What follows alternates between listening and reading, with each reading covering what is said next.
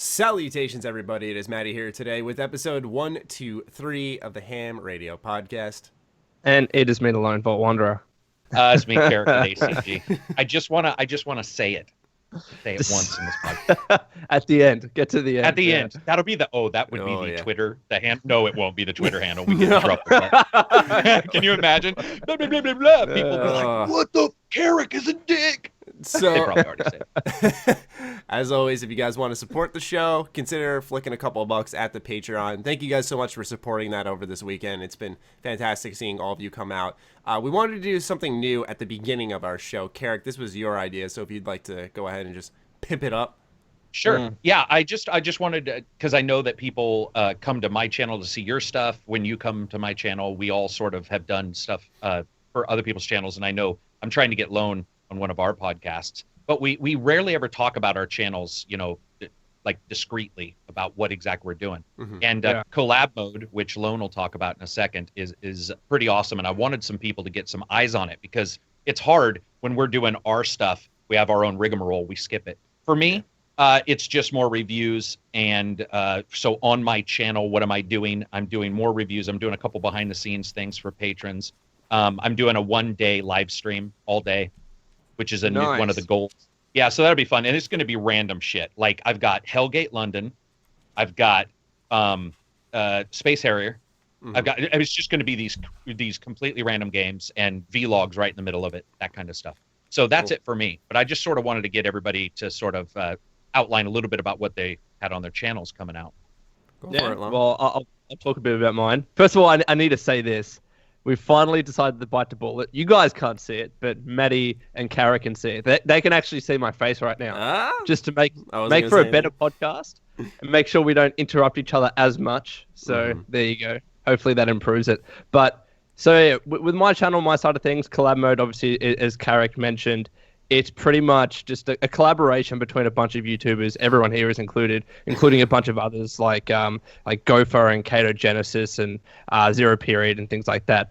And we're just playing games together, essentially. We're playing ESO. We're trying to... I think we're going to be playing some Destiny 2. We don't know. And maybe just a bunch of free games on Steam. So I think Matty already had it in the description. So if you want to go subscribe to it, please do. And with my channel, I'm just doing my thing, man. I mean, for some reason, Fallout content is doing really well again on my channel. Yep. Borderlands is still doing as well as ever. So, yeah, things are going all right. Good stuff. Very cool stuff. On my end...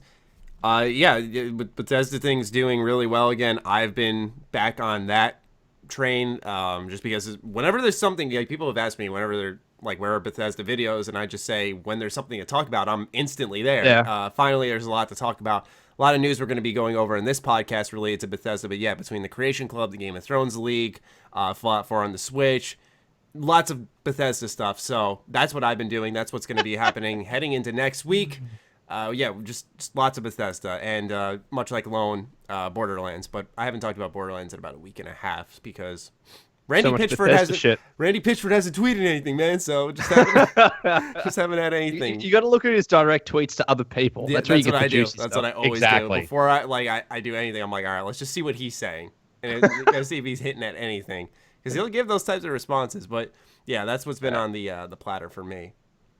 And the reason why I laughed simply was because I didn't know if you guys were pulling my leg about the Game of Thrones or caring, because I don't care at all. And I woke up and my channel, no one had talked about it. And I came to your Discord and blah, blah, blah, blah, people are talking about it. And then you say, I'm going to hold back the podcast. And I'm all, okay, I'm obviously not getting this. So I go online and I'm like, but nobody's talking about it. But like one or two places are like, hey, blah, blah, blah. And then I realize it's one of those things that like for a long time has sort of been rumored or whatever.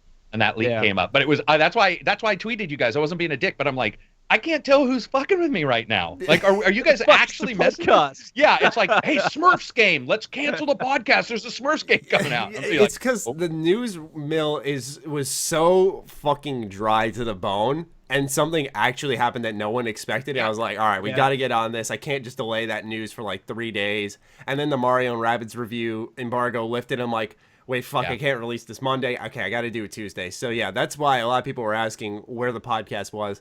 That's what happened. There was just so much shit happening. And I almost delayed it again because the day I was releasing it, they were like, a Creation Club. I was like, fuck me. That's right. Strawberry Shortcake game. Yes. Yeah. Like, give me a fucking break.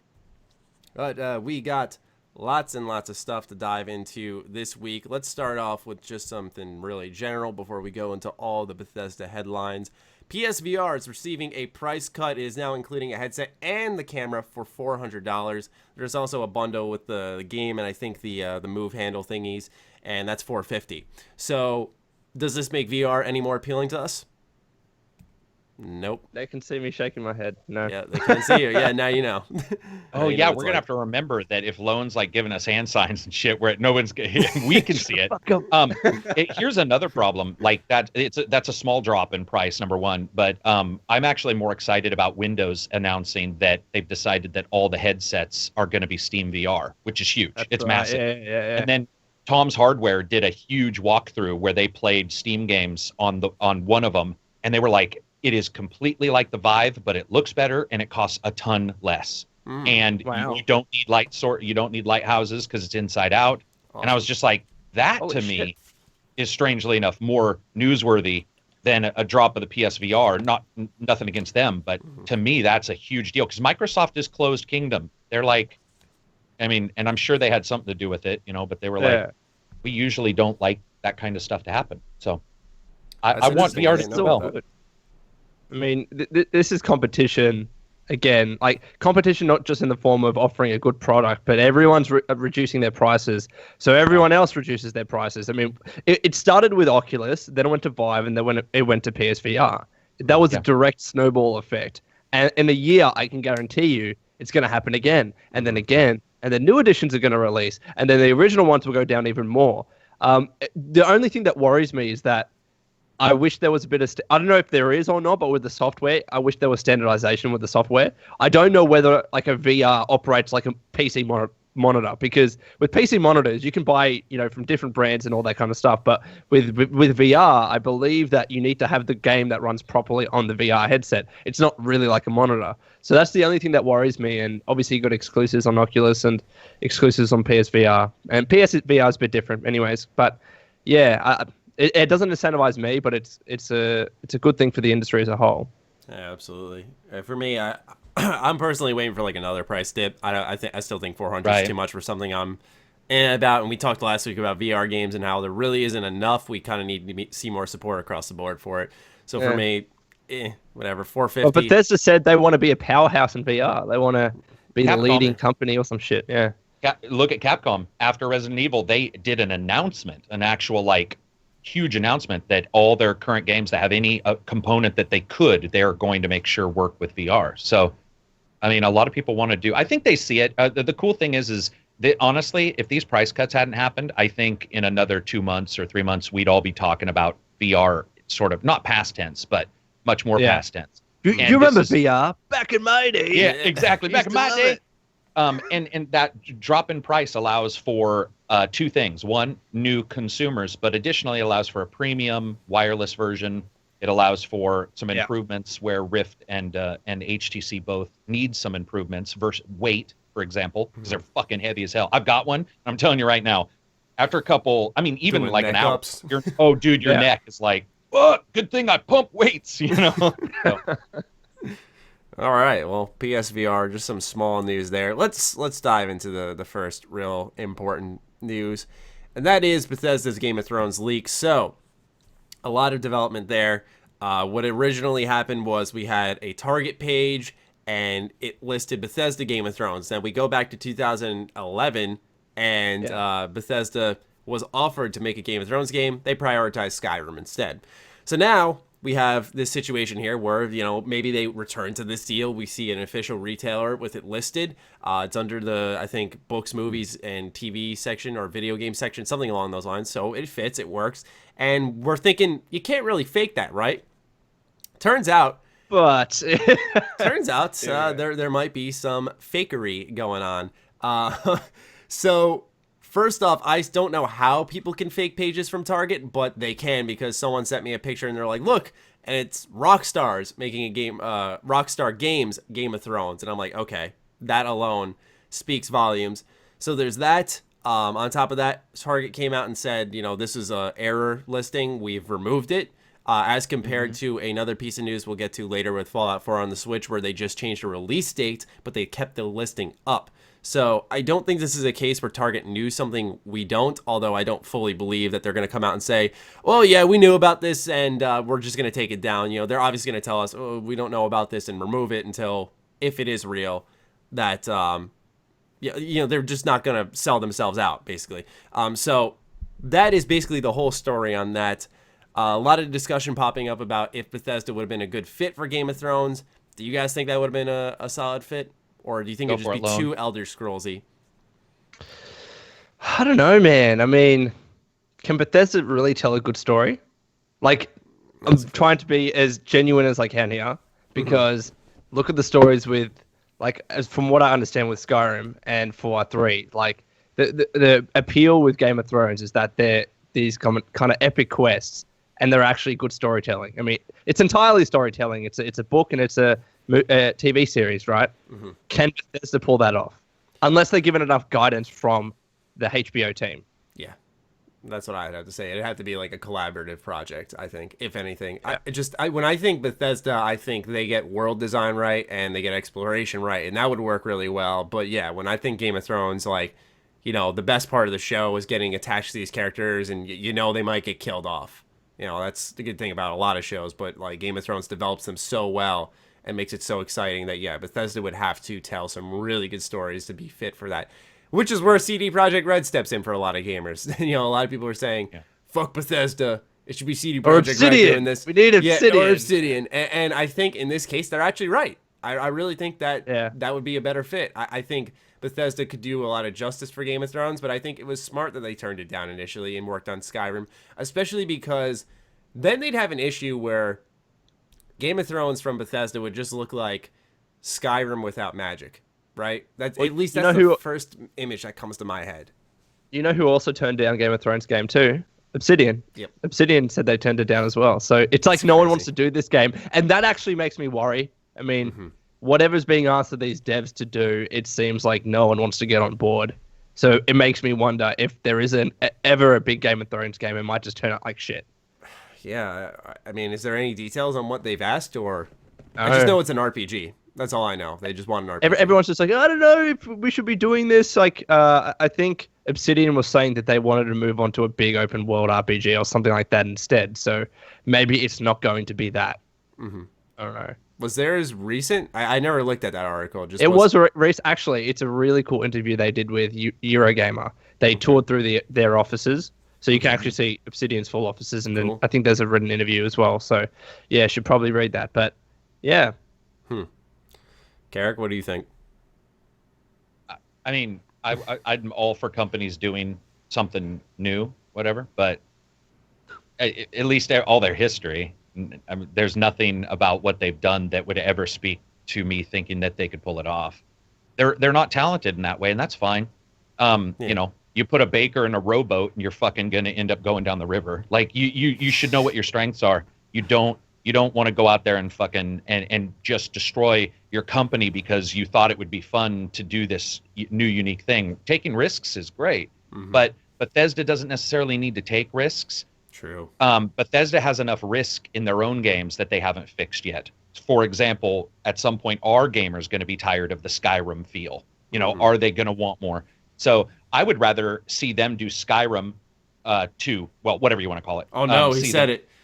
Yeah, see them do a sequel and then fix that, because I think that that's their DNA, is that history, the world, their knowledge about the world.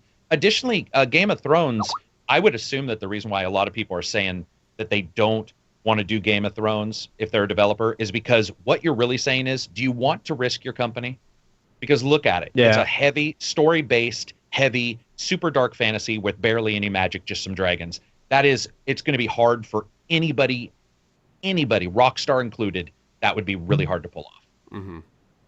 Only cool idea I had was kind of the origin story for it, where you could Think of like Dragon Age Origins, where you pick like a race and you'd have an origin story that differs depending on who you choose. I was thinking like if you align with a certain house, you have a different origin story and are treated differently in the world because of that, and there are different approaches to the politics of the game itself.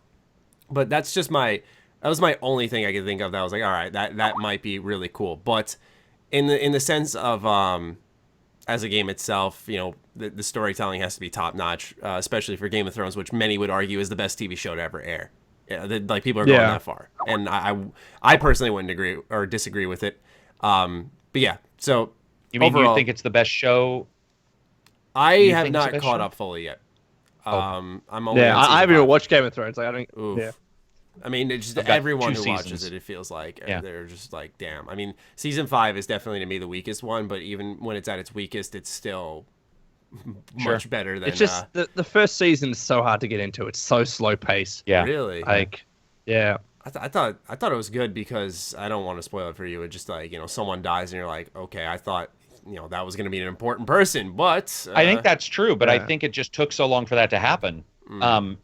Which is fine because they made that was I mean it was a good setup, like be prepared kind of thing. So which was nice. But I just think I would agree for some people when you don't have magic, right? That or at least the appearance of magic, and you have such a spread out story, it can be very difficult to make a season really feel like you're doing anything. And I think that first season had a little bit of that. Another thing I was thinking about if Bethesda Game Studios were to make this is that there are a lot of big war battles in Game of Thrones, and somehow they'd have to learn how to do that. I think if they were to do combat, it could not just be the simple Skyrim, they'd actually have to make like a genuine combat system that had a lot of mechanics to it other than just blocking, slashing. I think there's a lot of mechanics to it that I don't think Bethesda Game Studios couldn't do, but I couldn't see them doing it all too well. Do you know who I think is probably a better choice? And I don't remember the name of the developer, but the dev that made Shadow of Mordor. Even though, Shadow of War controversy, Monolith, yeah. Aside from those controversies, I mean, the dev itself did make a good game of an adaptation of a movie. It's not a movie, Game of Thrones, but still, it told a different story, still in the same universe, and it did a pretty good job with it. And maybe I don't know, like, do we want an open world Game of Thrones, or do we want something more like Shadow of Mordor? Right. I go more open world. I think the best idea I had was the origin story. Like, I think that would be so cool. That would lead to a lot of playthroughs and a lot of different, because part of the fun of Game of Thrones is this political structure, and so that makes it really interesting and to be like actually involved in that. So, I mean, we could personally. I think Dragon Age Inquisition, just slather some Game of Thrones graphics on there, call it good. Yeah. Sorry, I have a lot of problems with Inquisition. In there. They know how to make a good RPG. It's like Skyrim with swords. Yeah. No. Oh boy. All right. On to even bigger and better news, am I right? When we talk about Creation Club, it launched this week, and it was just very underwhelming. There was Onyx power armor, there was a Gauss rifle, some Pip-Boy reskins, Hellfire power armor, a backpack, and horse armor. I think I've got it all, but that's about it. They gave us 100 free credits to experiment with, and the only things you could afford with that were the Pip-Boy reskins at 50 credits each and the Onyx power armor. None of this stuff offers substantial gameplay changes. Fans are really displeased, and this is all stuff we saw in the trailer from Bethesda, and a lot of us were just crossing our fingers that upon the release of the Creation Club, they were going to say, like, okay, we have this too. And fans have done some digging on the Creation Club, and one thing we saw was that Creation Club mods can only hold up to 4,000 records, which I think is like a memory kind of space thing. I'm not entirely sure, but for comparison, Automatron, which is the smallest quest quest DLC we received in Fallout 4, was 50,000 records. And why would that be the case? Why would Creation Club only be able to hold 4,000? I am not sure. They were saying though that it's very it could be that. And they were saying that it's very limited compared to free modding. And so now people are concerned that we're not even going to see a potential future in this system. It's dead on arrival, and it's going to suck down the line. The other concern is that there is a new file type introduced with the Creation Club mods, and I think it's ESL, I believe. And people are afraid that we're going to have an issue kind of like Skyrim Special Edition, where certain mods only work with that version. Same thing with this here. So those are all the problems laid out. I'd love to hear your thoughts on it, guys. Well, I made my video and I said it was underwhelming and pricey, and I still stand by that. I mean, number one, I have so many thoughts. We're going to be here for a while. Number one, I still think it's great that there is a way for modders to be able to get paid for it. I said this in my video.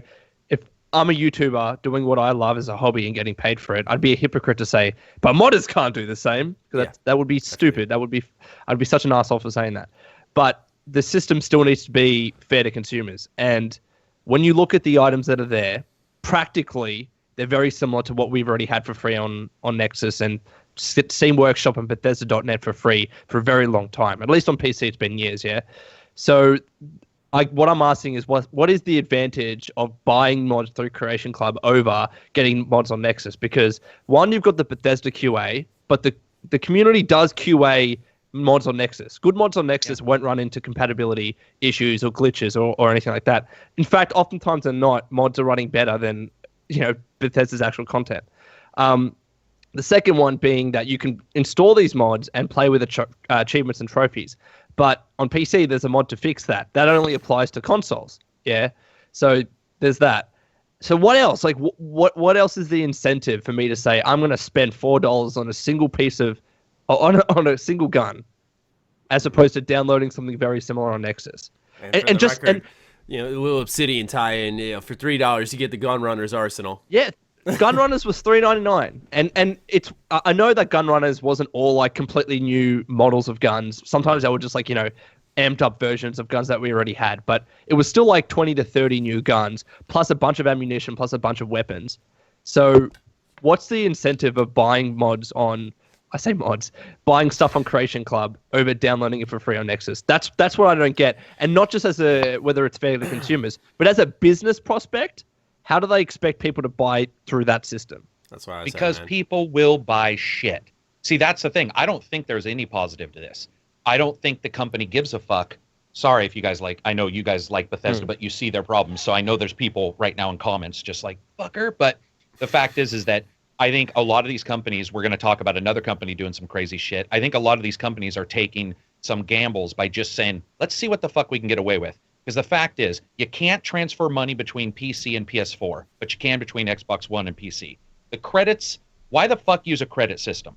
This is the stupidest goddamn thing. It's right out of mobile. Here, we're going to sell you some energy that you can then transfer to a fucking jewel, that you can then turn into a diamond, that you can then turn into gold. It's that stupid ass double currency stuff that I hate. Mm-hmm. And additionally, when you look at the way it works, I said it might be memory on the PS4, but it just dawned on me. I would assume that those mods that we've already been using were actually more than the 4,000 records changes. So that might be something to do with the Creation Club, maybe a limit right now. I don't know. But I don't think they necessarily need a positive for the community. And I think we hope that they do. And I think that there's a certain disconnect there lately with us, including myself, searching for where the positive is when the honest, sad truth is there is no positive there. Mm-hmm. They're just doing it. And even if they get a very small number of people doing it, they will make a ton of money. For example, Two Worlds, which put transactions in a game that got barely played. Guess what? Its numbers went up and they made a bunch of money. Yeah. And people bitched, but it didn't stop them.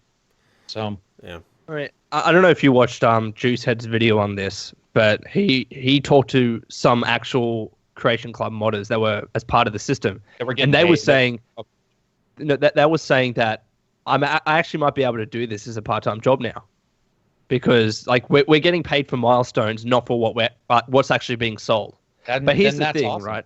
Which is good. But if they're being paid for milestones and not getting a slice of what's being sold, then what my question is Bethesda has even more of an incentive to bundle together some of those guns, because you don't need to sell a single gun for $4. So, you can do a Gunrunner's arsenal and bundle together. Sorry, they don't get paid for both. I just had a moment where I just realized if they're not getting paid for the items being sold, then is Bethesda just pocketing all of that? Is that? Or is this money that's being what it is. cycled Like they're treating, as far as I understand it, they're treating these Creation Club modders as if they were independent contractors. They're saying we're going to pay you this amount to make this item for us, which is exactly how games development works. Like, let's not get it twisted. Right. That's not a bad thing. Yeah. But it's not like a YouTube video where when I upload it, I get a certain cut of the revenue based on views. So it's not like Creation Club modders. How much money they get is dependent on the success of a particular item being sold. So if that's the case, Bethesda has much more flexibility to say, well, we can combine together and bundle together different items in Creation Club to actually make it a little bit worthwhile. I mean, like, $4 for a Gauss rifle, I don't think is worth it. But $4 for like 10 new weapons that we've never seen before, that becomes more interesting to me. Yeah. Okay, I'm confused. They're not getting paid for this, or they are for the end items.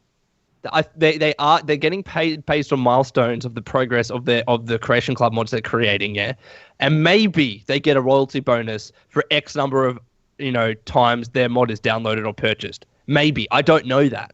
But as far as we understand, the only thing we know is that they're getting paid based on milestones. Okay, and it's not dependent on sales. Okay, so my question, or I don't know what the question would be, but the huge price hike. It might explain that, but here's my worry. If you're just paid for milestones and you're not paid for the end result, and the end result as a milestone, but like I think maybe it could cut off then. Like, okay, for example, they're assigned 3 things. Like, we'll use what we have available to us. Okay, you're gonna make the backpack, the Gauss rifle, and the Onyx power armor. He finishes the Onyx power armor, paid. And then you finish the Gauss rifle, paid.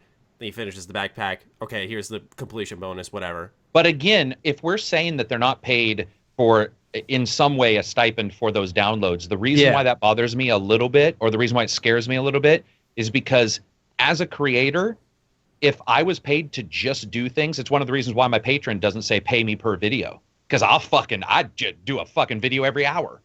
Yeah. So I don't like the idea of milestones alone, is what I'm saying. I want the modders to get paid for sure. But I want them to not only get paid for the milestones. I'm completely blown away that, and it sounds like some of them are saying... But we don't know, and that's the thing. That's great. We do not know. But this, in fact, this Why is do we not know? This is the very similar argument to the voice actor union strike that happened, right? For getting paid an X number of amount for every 2 million copies of a game sold. So, like, pretty much royalties, yeah? So, and again, we don't know whether that's happening. All we've been told is that they get paid based on milestones. So I'm not going to assume anything else. That's what I'm saying. No, you're right.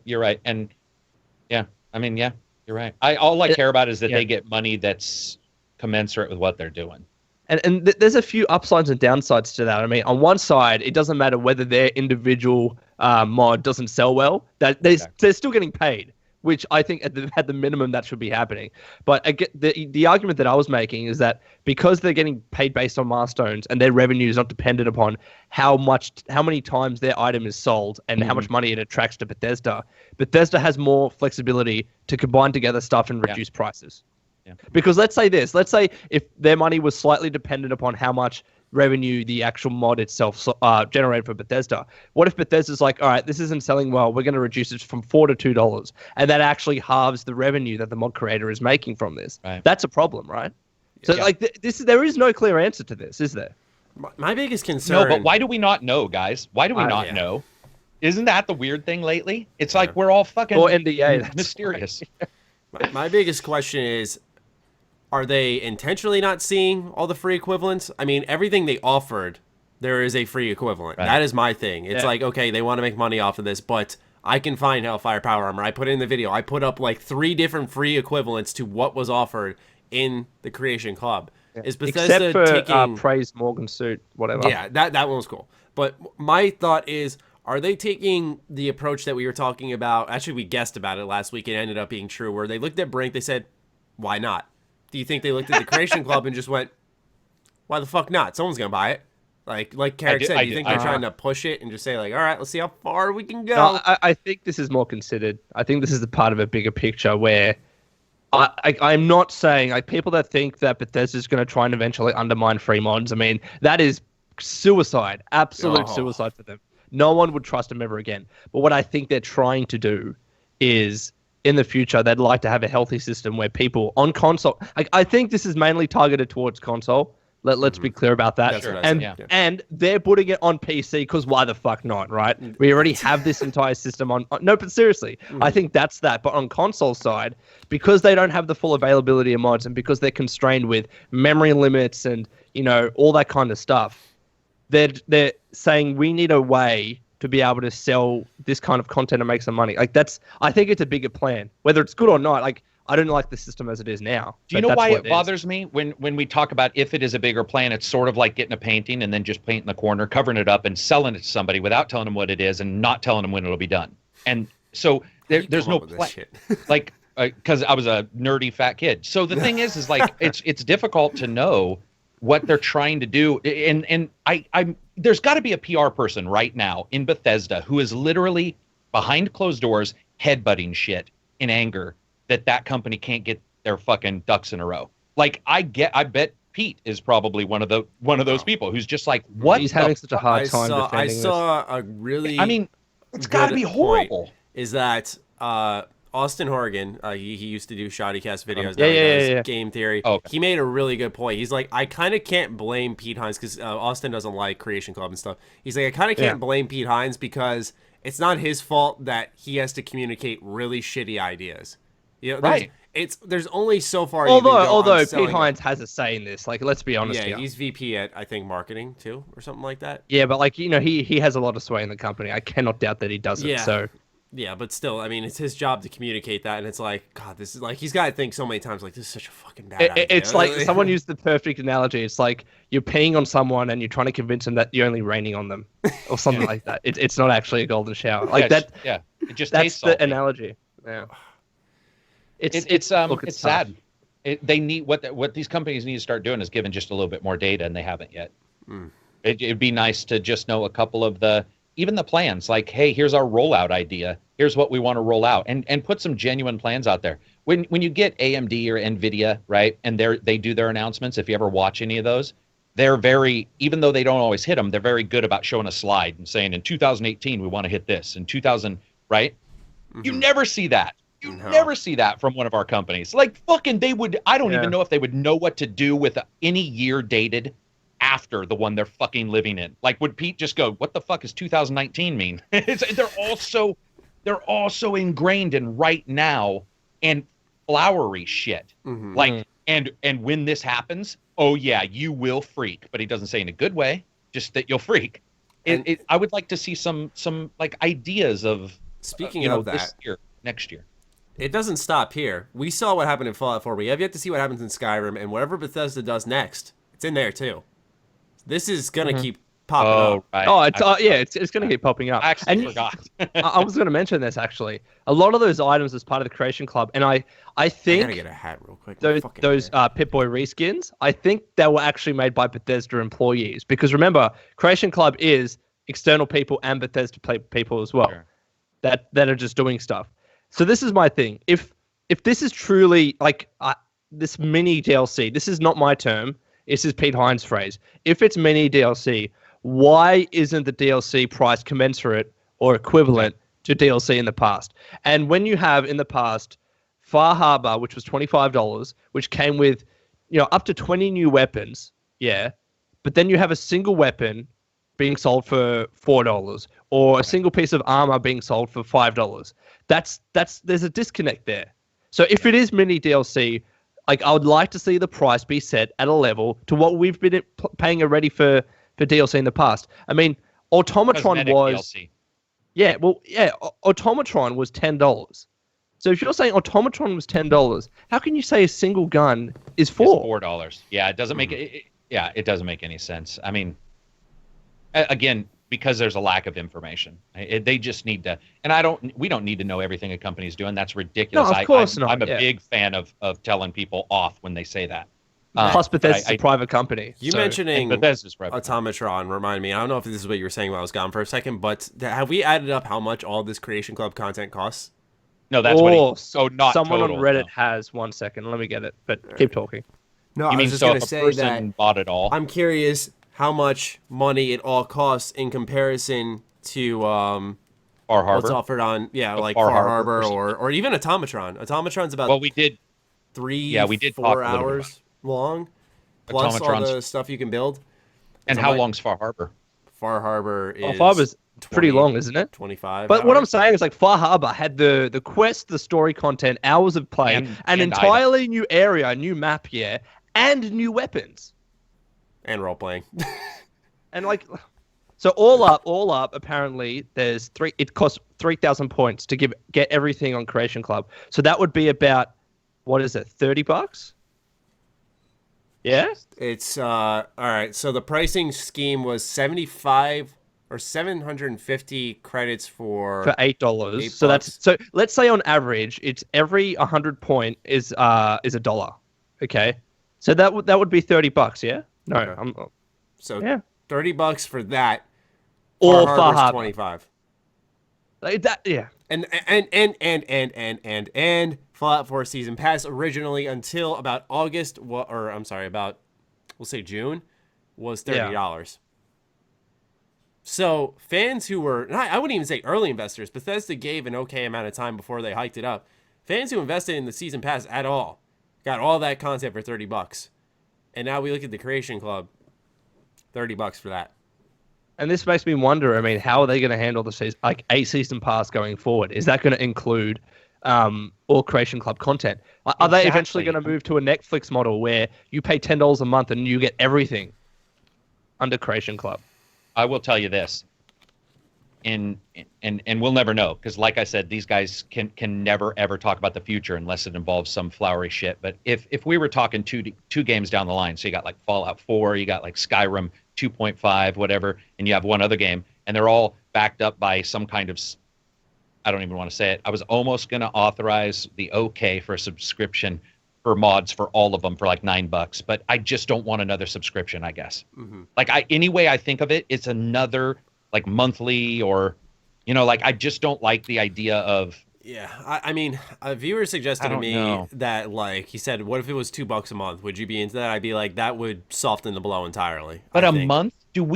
But a month? Like, do you want another subscription? Yeah, on top of your Netflix and your Google Play Music. Xbox Live, PSN, fucking.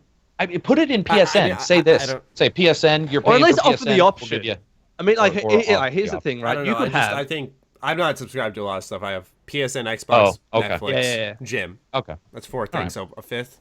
Fair. Fair. You could have the option. You could say you can purchase items individually. Like, this is just like the start of the problems, but purchase items individually or pay a monthly fee and you get access to all of them. All right. But I think one of the big issues here, again, there's a lot of issues, is the price of the individual items. Yeah. And a way to reduce that is by saying, look, let's put it this way. Yeah. Let's say that most people are only going to buy one piece of content or maybe two, yeah? So they're only ever going to spend, let's say, $5. So if they're only going to spend $5, that means they're only going to use or download one weapon. Why not say, for $5, we'll give you 3 weapons? Because then they'll be like, oh, okay, I'll spend $5, and I'm more likely to spend another $5 because it's cheaper. But if they're only going to spend $5 because it's one weapon and that's it, it's the same amount of revenue for Bethesda. It's not like they're manufacturing these mods. I mean, it's digital content. They can spit out as many as they want.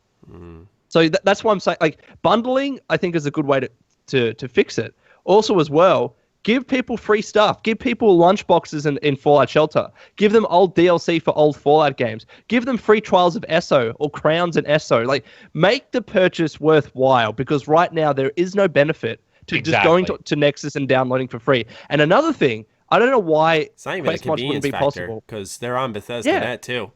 So and this is the thing, like, if these are mini DLC, why can't we have quest mods?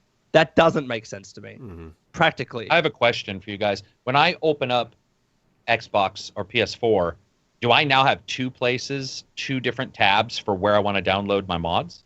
Creation Club. So. There is for fuck's sakes. I'm sorry. That's just the stupidest goddamn thing I've ever heard. You're talking about the main menu, right? Like when you open up the game? Yeah. You go on the main menu and it literally says Creation Club. Nexus and mods. Creation Club. That is a bad. It's just that's stupid. It's trying to be sold on the premise that this is somewhat official content that will run with your game with achievements, regardless of no glitches or anything. All right, and I get that. That's a minimum. I think that's a minimum that you will need to sell the stuff in the first place. Minimum. But it's not enough. It's not enough when someone can be like, I don't mind taking a risk on a free Gauss rifle if it's almost certain, like it's pretty much guaranteed to run just as well as the other one. And there might be issues, but I'm okay with that because I'm going to tell the mod author and it'll get fixed. And let's be honest, Bethesda's the company that patched their own game so their fucking dragons flew backwards. So it's not like you can magically wake up and assume that Bethesda knows what the fuck they're doing. None of these companies do. They'll fuck up a patch just like anybody else. They'll fuck up items. Another thing I don't want is a download from the mods, then a download from the Creation Club not working because they say, it'll for sure work with your original game. But what if I have both tabs? People aren't going to know what a lot of people are just going to, it looks cool. Yeah. There was a rumor. A patron is actually nice enough to debunk it for me, but there was a rumor going around that when you downloaded Creation Club content, that it would disable your mods, and I think it was just a bug. Yeah, I think it was just a bug because a lot of people actually were saying in a comment, they're like, "Yeah, this is happening to me." I don't know if it's just like a chain lie where they were just like, "Fuck Bethesda." I don't know really, but I had a patron test it on the Xbox One and it was fine, and so. That was the other concern when I originally saw that, though. I mean, imagine that if that disabled modding. Oh my god, that's just that's literally like Bethesda saying, "It's not going to happen." Hate us, I please, stand by we that. want it. Yeah, but apparently, what is happening, which is another point of discussion, is that this stuff is being automatically downloaded to your console or PC. Yeah, what the fuck? It's part of the no, and this is the thing. This is what Gopher was saying, is that the reason why they're doing that is because on Xbox One, Microsoft has said. You can only have 2 gigs of loose files. Yeah. PS4 said it's like 900 megabytes or something like that. So I think that's Bethesda's way of getting around that and saying, well, we're just going to ship this content with the main game. So there's still 2 gigabytes of loose files that you can use for free modding. I think that's an unfortunate circumstance there. Are you saying I'm buying something that's already on the disc?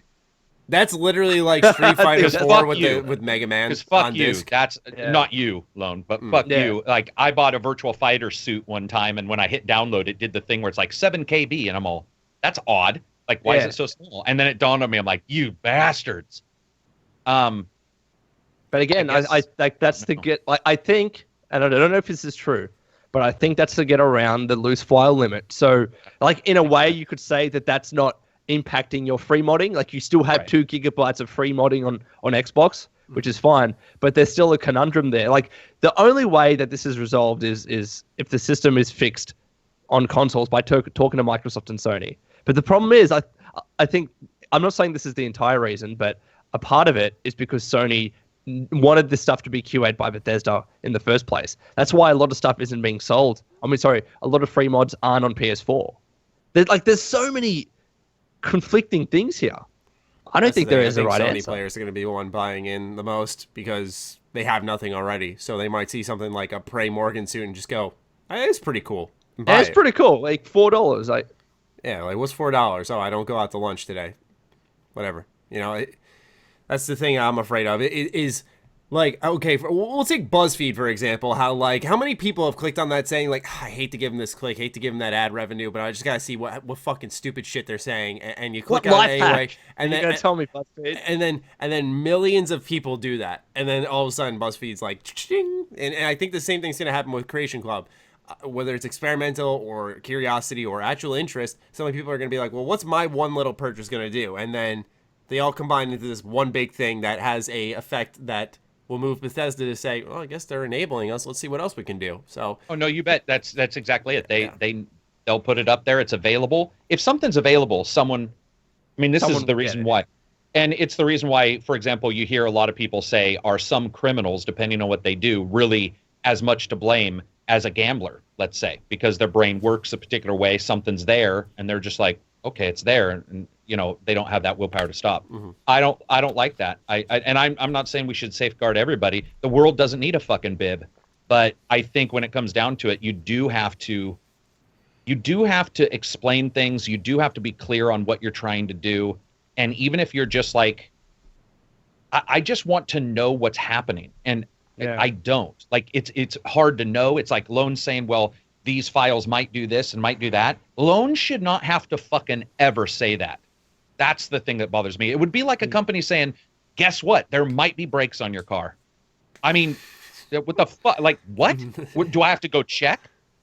And gaming is like that right now. I mean, this is not the only one we're going to talk about. This is the confusing thing. I mean, for me, at the end of the day, what I don't understand is why again, I keep using the phrase, if they are mini DLC as they describe, why aren't these set at prices that are commensurate or relevant, like consistent with DLC in the past? Because there's no difference here. I mean, console, like Xbox and Sony are still getting a cut of every bit of sales on this. Right. I can guarantee you on that, right? Mm-hmm.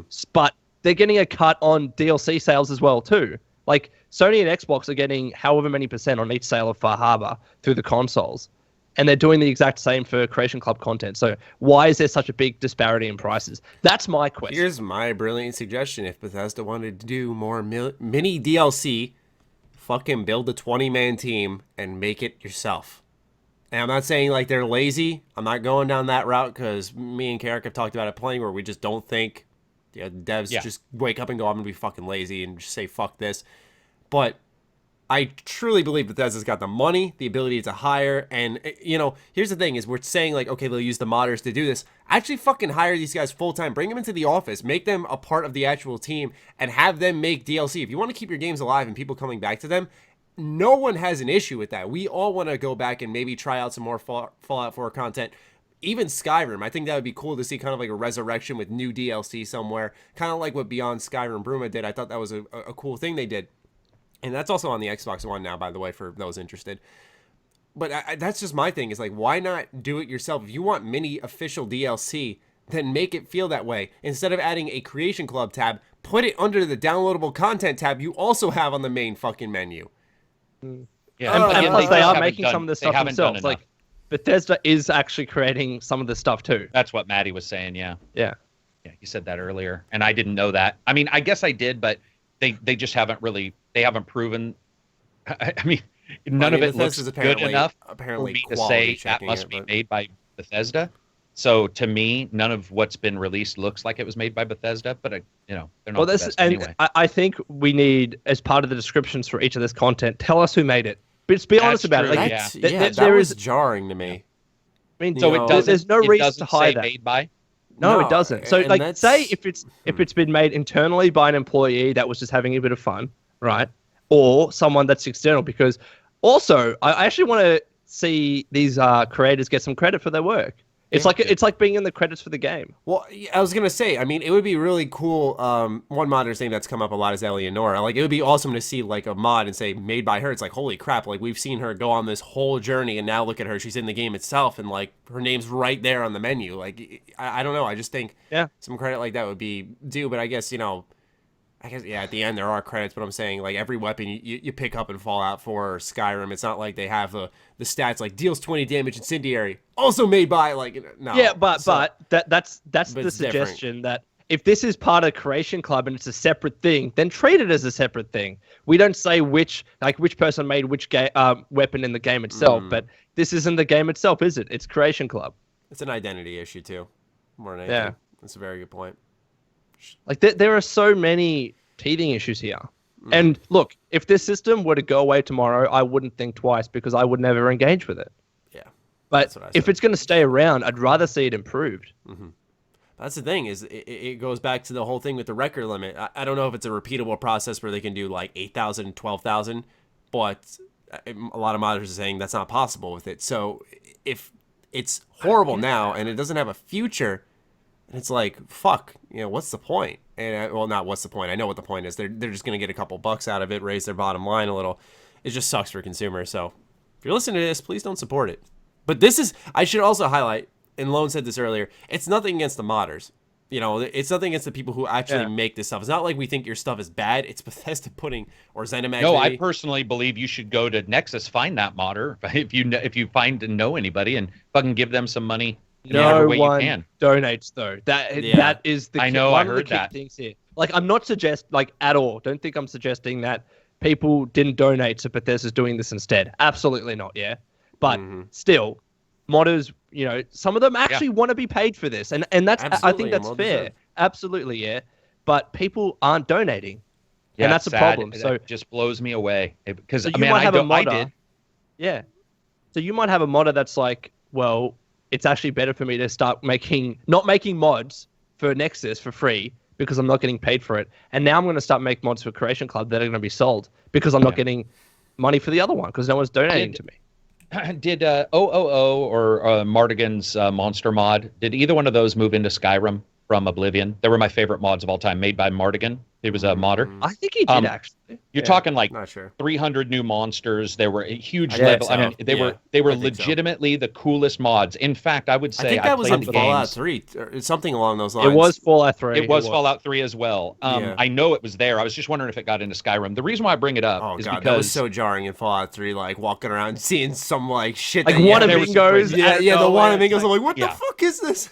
I would like to see, somebody like that who basically created an avenue for me to re-experience the game a lot longer than I ever would. Mm-hmm. Like I never ever would have returned to that. I want right now. I see that this could be better for those people, but I can't see that it's better because there's no information on how it is. There's no information on, we don't even know if they get paid for downloads. We do know milestones. What do the milestones mean? Those kind of things. There just needs to be more data because right now, I'm going to tell you guys this. We can say, let's wait. We can say it's not a great thing, and we can say that there's some teething issues. I don't necessarily think that people should trust a company that can't release something like this successfully.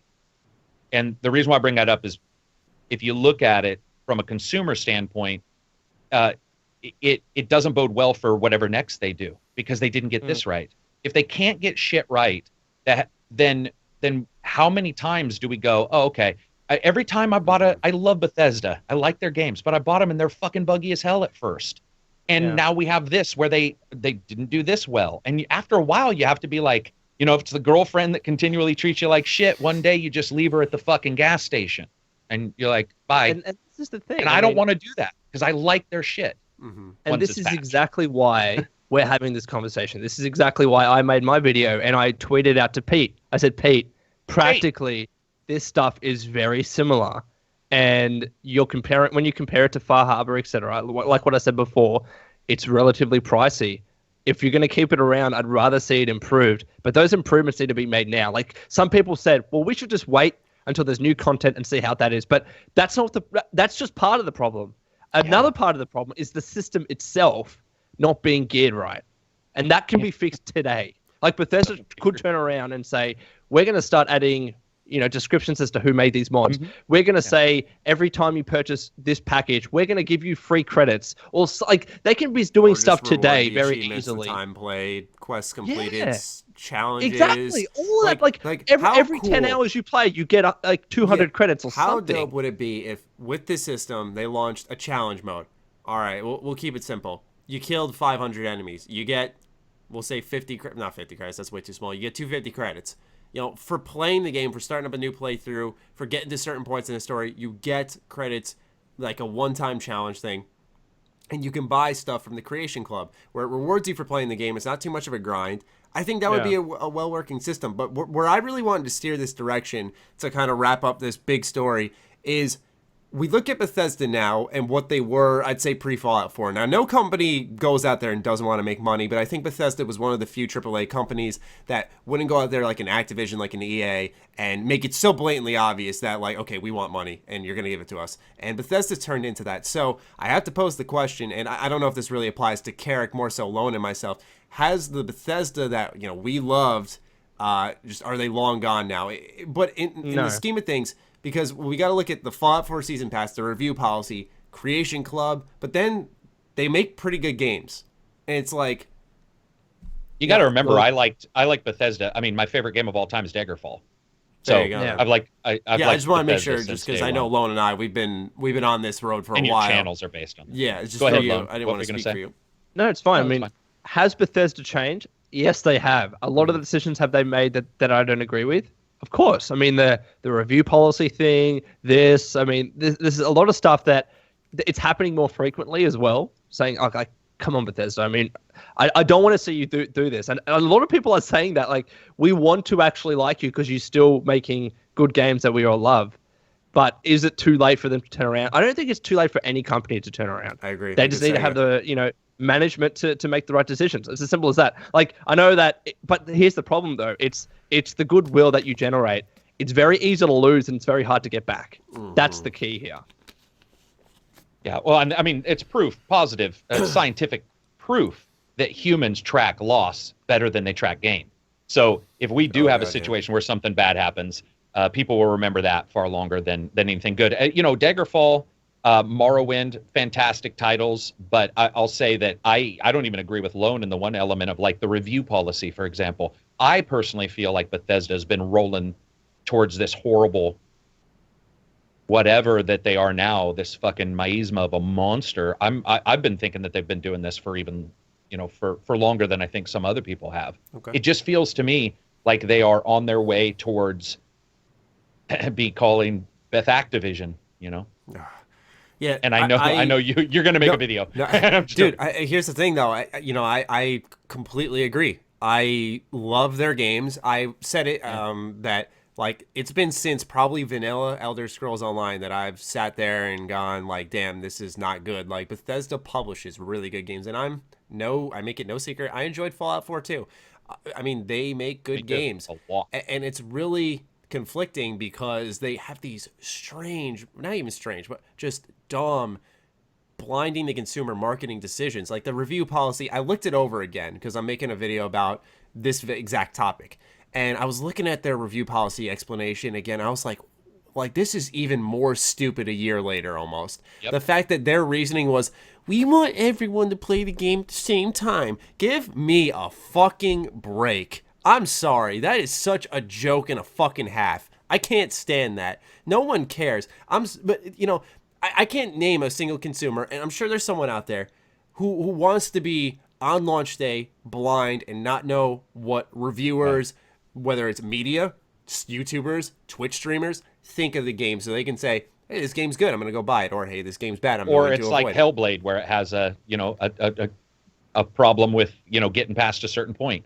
which Jim Sterling ran into. That's what I'm more worried about, is like bugs and stuff like that getting and that lack in a review policy like that lack of the ability. But yeah, it's sad, man. I honestly do think like Beth Activision is what I'm going to call them from now on, and that disturbs me because I grew up with them. I mean, I'm telling you, dude, Morrowind got me through some horrendous times in my life, and I cannot describe to you the first time I saw Ogryn. Aren't they Ogryn? Or the big giant dude in the center of he's an Ogryn. I think that's a proper term. This is from Morrowind. But in Morrowind, admittedly, I have not played a lot of Morrowind. Oh, okay. Yeah. And then like the dude with the fucking sandals, the jumping sandals that lands in front of you when you lose sight. I love that shit. Dude, it was and all I spent almost the entire game stealing people's hats, because you could put hats on people, you could give them your items, sell them, and they would sometimes put them on.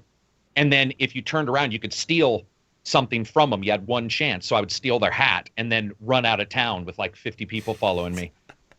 You could do these crazy things. I will remember them forever. Yeah, and I'm worried that that'll be gone. The first time you discover a Bethesda Game Studios game, I think is special for anyone. Like for me, my first Bethesda Game Studios game, it was technically Fallout 3. I hated it the first time. And when I really fell in love with BGS was Oblivion. I had tried Morrowind before, but it was at the wrong time. I was way too young to understand that game at all. I'd get out of the first area, I'd swing my weapon and just think like, why the fuck am I not hitting this thing? So Oblivion was it for me, and the endless amount of feeling content, that open-ended exploration, being a part of all these factions, just this foreign universe, and it's so believable, so fun. Where like I could just be an assassin, I could be a mage, just all this shit. Like it was like a dream come true, and that's when I personally fell in love with them. And for me, it was 8th grade, I want to say, but ever since then, I've just been a big fan. And it sucks to see them go down this route, because part of me I want to get some answers before I really start freaking out, because I got to know if this is Bethesda or is this suits at ZeniMax. Really, it's got to be a combination of both. But I mean, I want to know which party's really more to blame here, because ZeniMax has done some. We're talking about the company heinous shit. Yeah, sues a ton. Is really protective of their properties and seems to now want to make a dime wherever they can. So that's why I'm just like a little like, I'm not going into outrage culture. I can't stand it. I don't really believe in it. But like, unless it's Activision, but that's more so for humor than anything. But with Bethesda, you know, I'm definitely trying to be more patient because of, you know, all the journeys they provided me with and just all the good times. And they're still making good games, so it'd be kind of weird to freak out about something, but at the same time, adore the content they make and say like, you should still buy it though. Like, so you gotta. And again, like, it's an awkward position. This is all part of the conversation, and I'll use an example. The reason why, when Dishonored 2 came out on PC, it was a shit port. The reason why we got Prey really good on PC at launch was because of that. Mm-hmm. Yeah.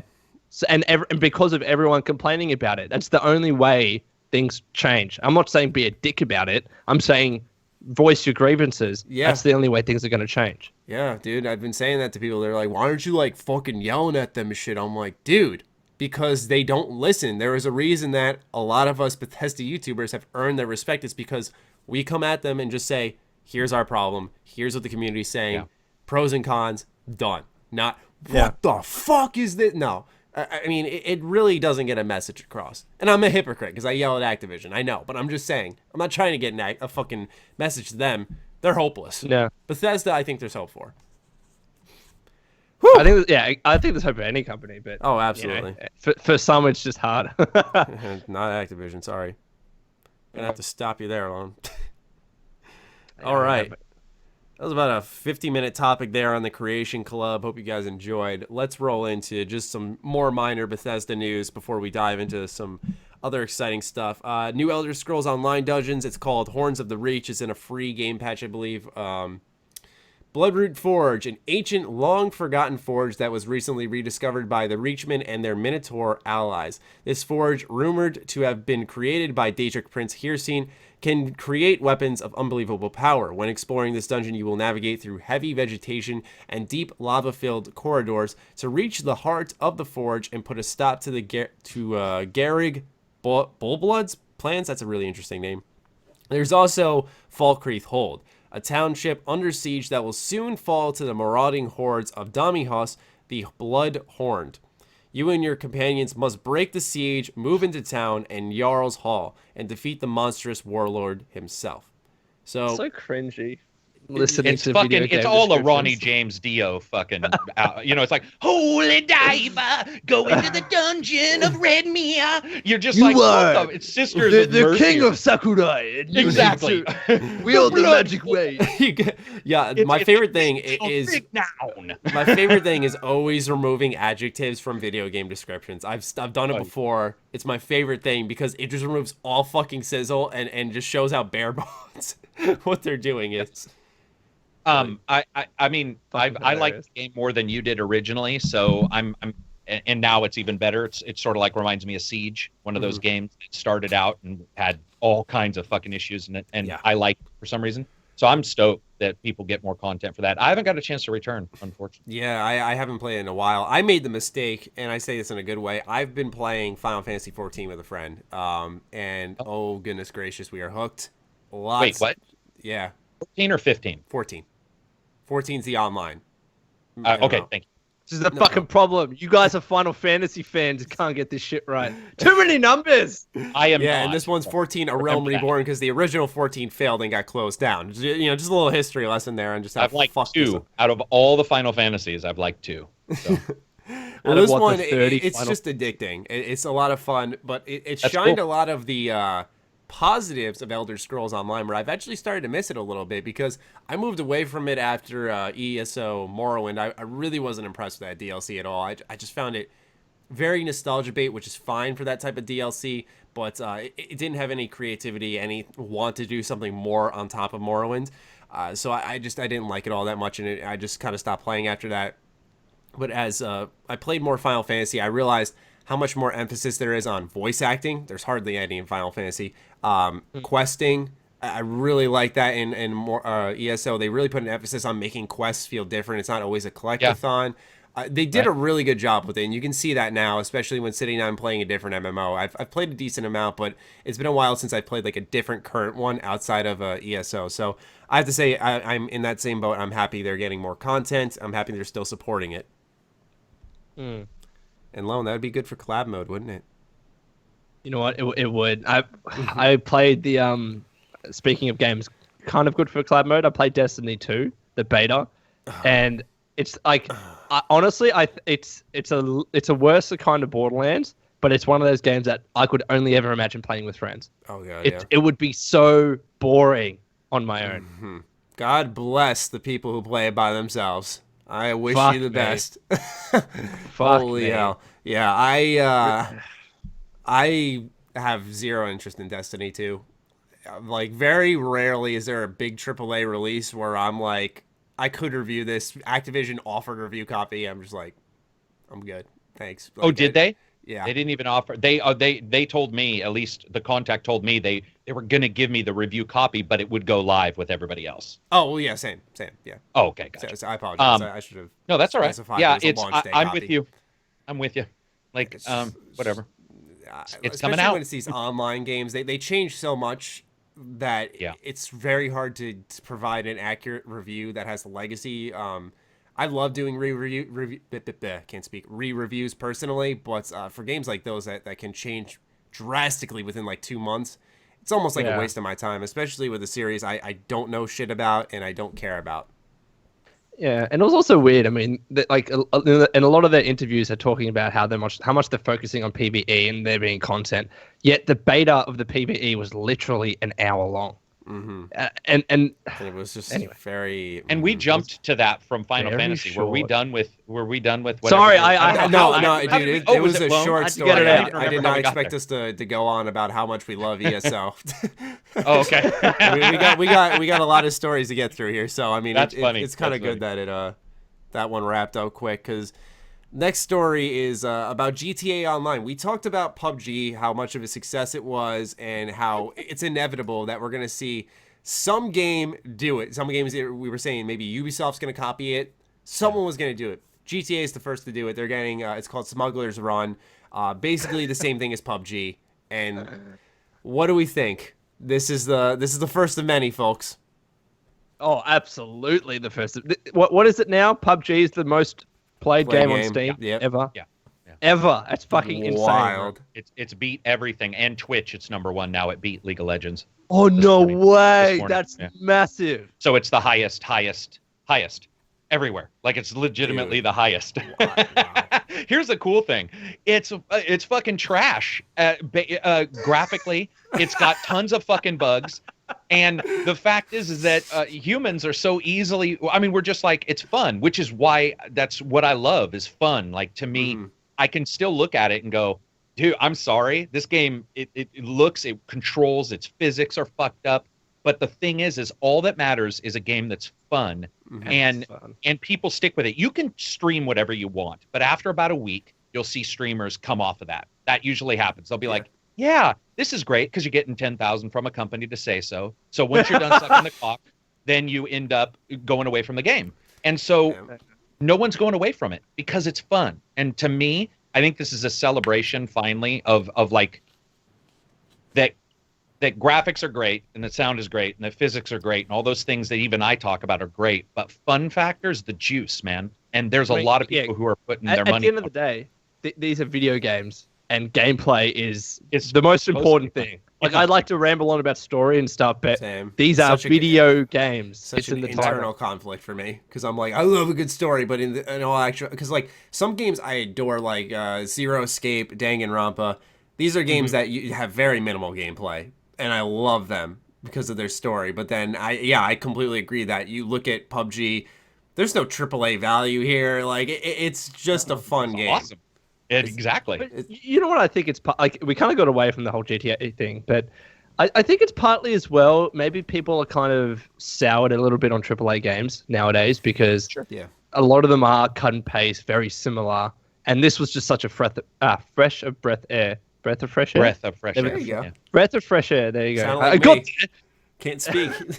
No, but it just came out of nowhere. It's offering something a little bit different, and now the AAAs are catching on. But you know what's going to happen? It's going to be saturated in about a year. Everyone's going to be doing it. But the original will never be beaten. That's the key. You know, if GTA can do what they want, it's going to please GTA can do what they want. GTA fans will be pleased and will be happy. But PUBG fans are going to stay PUBG fans. Absolutely. No one's. I will say I don't this. think anyone's moving. I will say this. I've now seen like 4 or 5 articles just this week about how their community is soured on the game horrendously. And I don't know enough. So somebody in the comments who maybe follows this. Yeah. There's been some changes with a ton of different things, loot crates, all this kind of stuff that I saw a very big, it might have been Kotaku. I can't remember who it was, but one of the bigger companies was like, did a thing saying, the player base is quickly turning incredibly caustic towards the game, which to me, does that indicate that, is that the difference between maybe a game that does really well that isn't AAA, where maybe they have mistakes are easier to make because maybe they don't have the money to watch all these different things. AAA, of course, fuck up all the time anyway, but it'll be interesting to see if that really is true or not. But I think this was Monday. I did see a good number of articles about this and about people being really unhappy. Also, the banning of that one guy we know about, where they banned the one dude for stream sniping. I think that sometimes gamers like to just play their game. And I think whenever a company starts to inject their bullshit into something, that's what causes people to get really irate really quick. And I hope they don't. I hope they step back and go, we don't want to interrupt your fun. Like that. Too many rules. When something grows big, you know what I mean? People start putting rules in it because they're nervous. I'm a little. I wouldn't want that. I mean, doesn't PUBG have like a skirt or something that's worth $300 or something stupid? I saw it. Yeah. I don't know how that works. I mean, and I think what the PUBG creators were saying that money is going to help them fund being like PUBG being as an esport or something like that, which I don't know whether it's true or not, but you got people that don't give a crap about whether it's an esport. They just want to play the game and have fun. Mm-hmm. And if those changes are affecting their enjoyment of the game, that gets affected, and then the esport has no hope. Yeah. I mean, look at Overwatch, an example in that regard, is a really popular game, but the esport's having troubles. It's having problems. Oh, is it? Even though it's a popular game. Really? Yeah. I actually didn't know that. I mean, they drastically changed so much shit in Overwatch. Like, I was actually stunned. They changed Roadhog. He can move and heal now. Oh, Roadhog is Valkyrie, fucking Mercy. Yeah. Holy shit. And when she's juiced up Ayana, I'm like, that's not even fair. Oh, yeah. She kicks ass. Oh, wow. But like the problem with Overwatch, I mean, I don't know if you've ever watched an Overwatch esports game, but it's so hard to keep a track of what's going on. Yeah, I mean, there's a lot going on. The enemies aren't even like colored properly, so you don't know which teams are which. It's so much easier to watch Counter-Strike. And that's my belief is that a PUBG style game, the reason why a lot of people gravitate towards them is because I felt this with Overwatch when I reviewed it, and I discussed it in the video, that it was neutered a bit of its atmosphere because it was so polished. And I've always believed that sometimes the rough edges are what make you really sort of love something. State of Decay runs like shit. Still one of my favorite games, right? Bethesda? So to me, PUBG's fucked. I mean, shit's like, you'll see a video and you'll be all, the world's falling apart. Like nothing is running technically really correctly in this game world, but it doesn't matter. And I hope that the developers don't say, let's fucking fix every single thing, because sometimes that craziness is the great. Hold on, I gotta say this now because it's relevant. Wouldn't the same thing apply to Skyrim and Fallout games? Yeah, but Skyrim and Fallout games, especially when we look at them, those games have a systemic problem since day one every single time. Poor story or combat. So there's a little bit of a difference with a game. I'm talking about like the clipping and the NPCs going crazy and like the funny glitches here and there where enemies get shot up into the air and stuff like that. That's why people like it, I assume. Some people do. My first videos were goofy videos of dragons flying backwards. So yeah. I loved it when that patch came, and it was an official fucking patch, and those dragons started flying backwards. It was the best day of my life. I remember just being like, this is delicious. What the fuck's happening? But there are fun glitches, and then there are glitches I remember in Fallout 4 where I couldn't bring out my gun. I'm like, what the fuck is going on?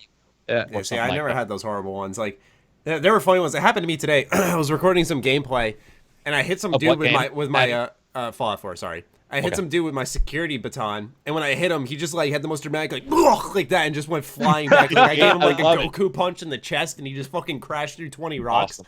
It was so funny. They're great. Those are the best. Ragdoll physics fuck-ups are some of the best things ever. I agree. But yeah, so... Well, congratulations to them is all I'm saying. I was going to say, awesome. You guys think any other games... Well, not do you think, obviously, are going to... What other games would you imagine are going to get this PUBG-style game mode? On Ubisoft. Isn't that their real popular game that's selling stupidly well every week? I can't remember. Again? Ghost Recon by Ubisoft. Let me see. You mean that we think would equal or be as big as PUBG? No, that what's going to do something similar to PUBG in the game format. I would assume Siege won't, because Siege's entire base is around the technicalities of specific things. But I certainly think any open players. Yeah, Siege, anything. I mean, Agents of Mayhem say, hey, here's our first PvP version of Agents of Mayhem. We're adding a thing where your city is slowly cut down block by block.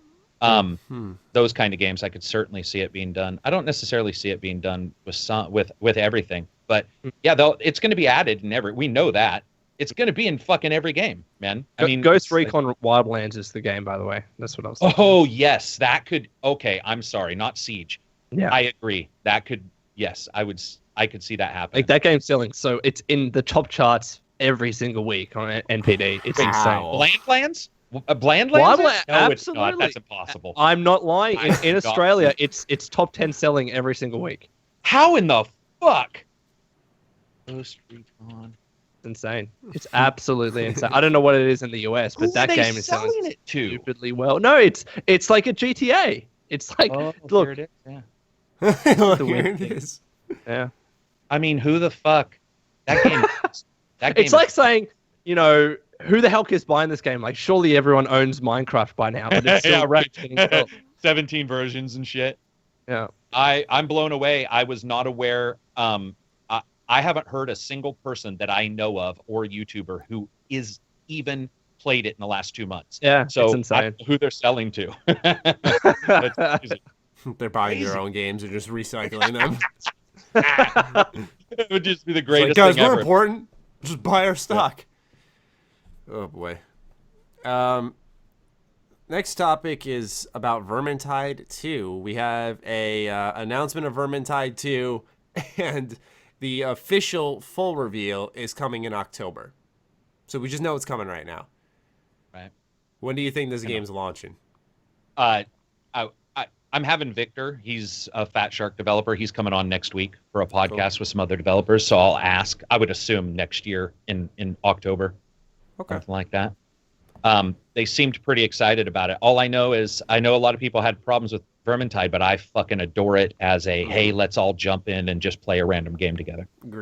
Agreed. I enjoy that game a lot. Left 4 Dead is gone, and Vermintide was the closest thing, and it was a lot of fun. I enjoyed that so much. I'm happy for them. It sold way better than I thought it was gonna, and I'm assuming they did. 1.5 million.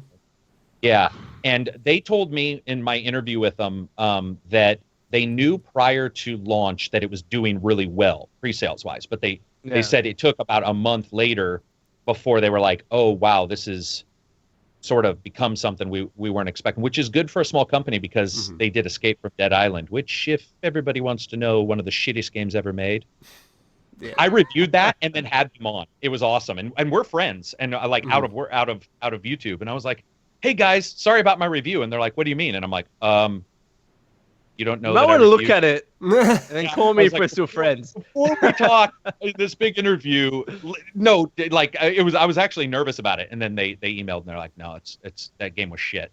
they were awesome. So yeah, I'm stoked, man. God, I can't wait. Yeah, do you play it at all? Not me. Oh, no. It's a type of game I'll never forget it. I think Noah sent me a video from Rooster Teeth or something like that. And I clicked on it, and they had Vermintide running in the background, and I was like, this game is very curious looking. It's catching my attention, and I want to play it. And I think it had that effect on a lot more gamers. Because you looked at it, and it was familiar, because you see, the Left 4 Dead style gameplay of hordes running in, and you're just killing them all with friends. But then there's that, melee combat. It's this different environment, this different world. Why are there rats? And it just makes people curious, I think. So, like I said, I think that had a bigger effect on people than they might have imagined. Yeah, I mean, we talked about it because I had some questions about, their engine, for example, because Skaven, which are super popular. I mean, TB and I were talking on his podcast, that's his favorite race. It's my favorite race. A lot of people, Skaven's one of their favorite races. And it fits perfectly for that game style because Skaven actually are known to, crawl under, under wharfs and stuff to get to the good guys. And so you see that in the game, and that happens a lot of times in games where you see the monster closet where somebody just appears, a bad guy just shows up, and they were able to hide that with like actual things that fit the fiction.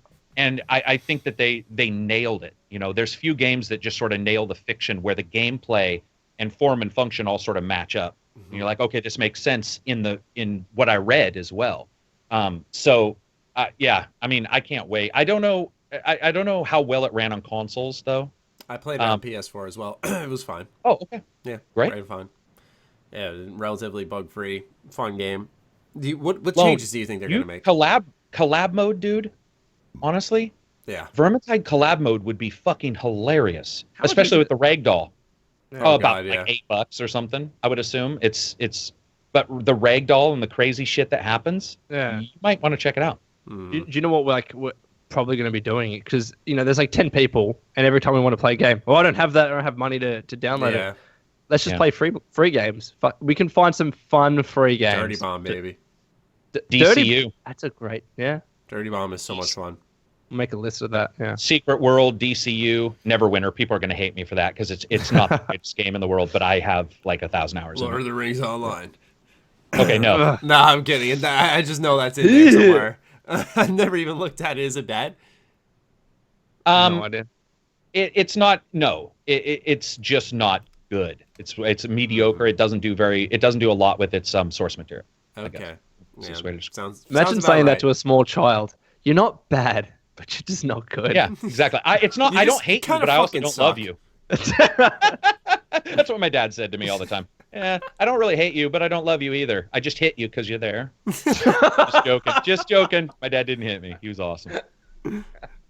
Next piece of news is about Chris Avellone and Ken Levine. So the Twitter that set we everything on fire. just have to speculate. Let me go ahead and I should have had this on tab already, but there was a peculiar tweet that came from Ken Levine that has people really stern about the idea of these two geniuses working together. And that tweet is. Can you imagine? Let me. There are Monday nights, and then there are Monday nights where you are. Some nights are nights, and other nights you get schooled by Chris Avellone in what it takes to write big RPGs. #GameDev. Isn't that crazy? To me that sounds like they're working on something. No, I don't think that it's what it is. I mean, what Ken's doing, he's not doing a big RPG. He's doing something small, narrative puzzle. Narrative, he said. Yeah, whatever he said. But if they were together on something, I mean, Chris Avallone's freelancing. He can do whatever he wants.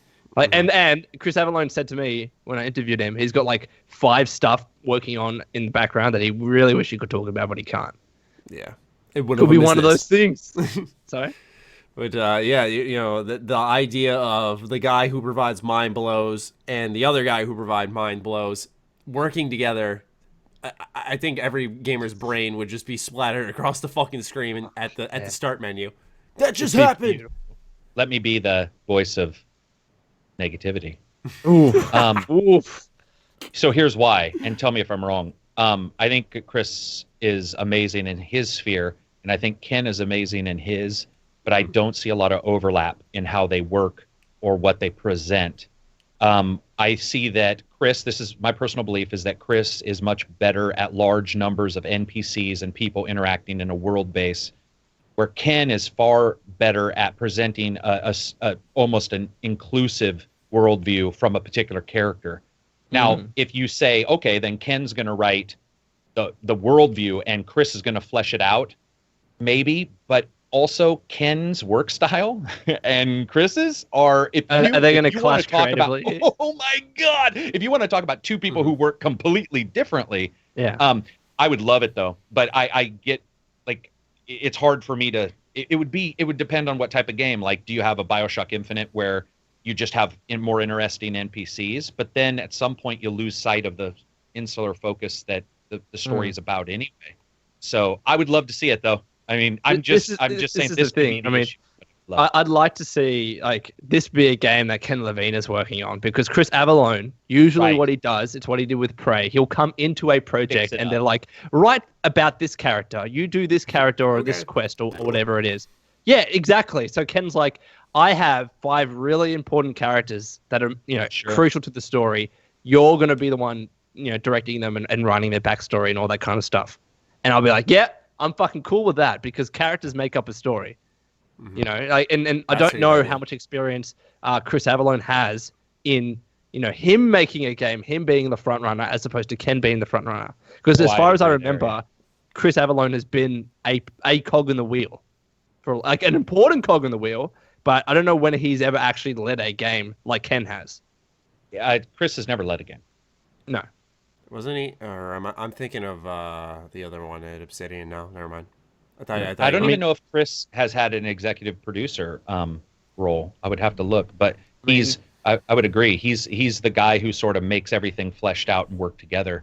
But I don't necessarily think, have we seen a game of Ken's where we felt like that wasn't that was a problem? I guess. No. Does that make sense? And I'm not a huge BioShock fan like you guys are, but I don't necessarily see that being a problem. What does that mean? It could be the best game ever too. It could be like when you make better. what do you come out with? So yeah, it'd be fun. Chris is they're both so different. Like, it would be awesome to see how they would come together to even do it. Mm.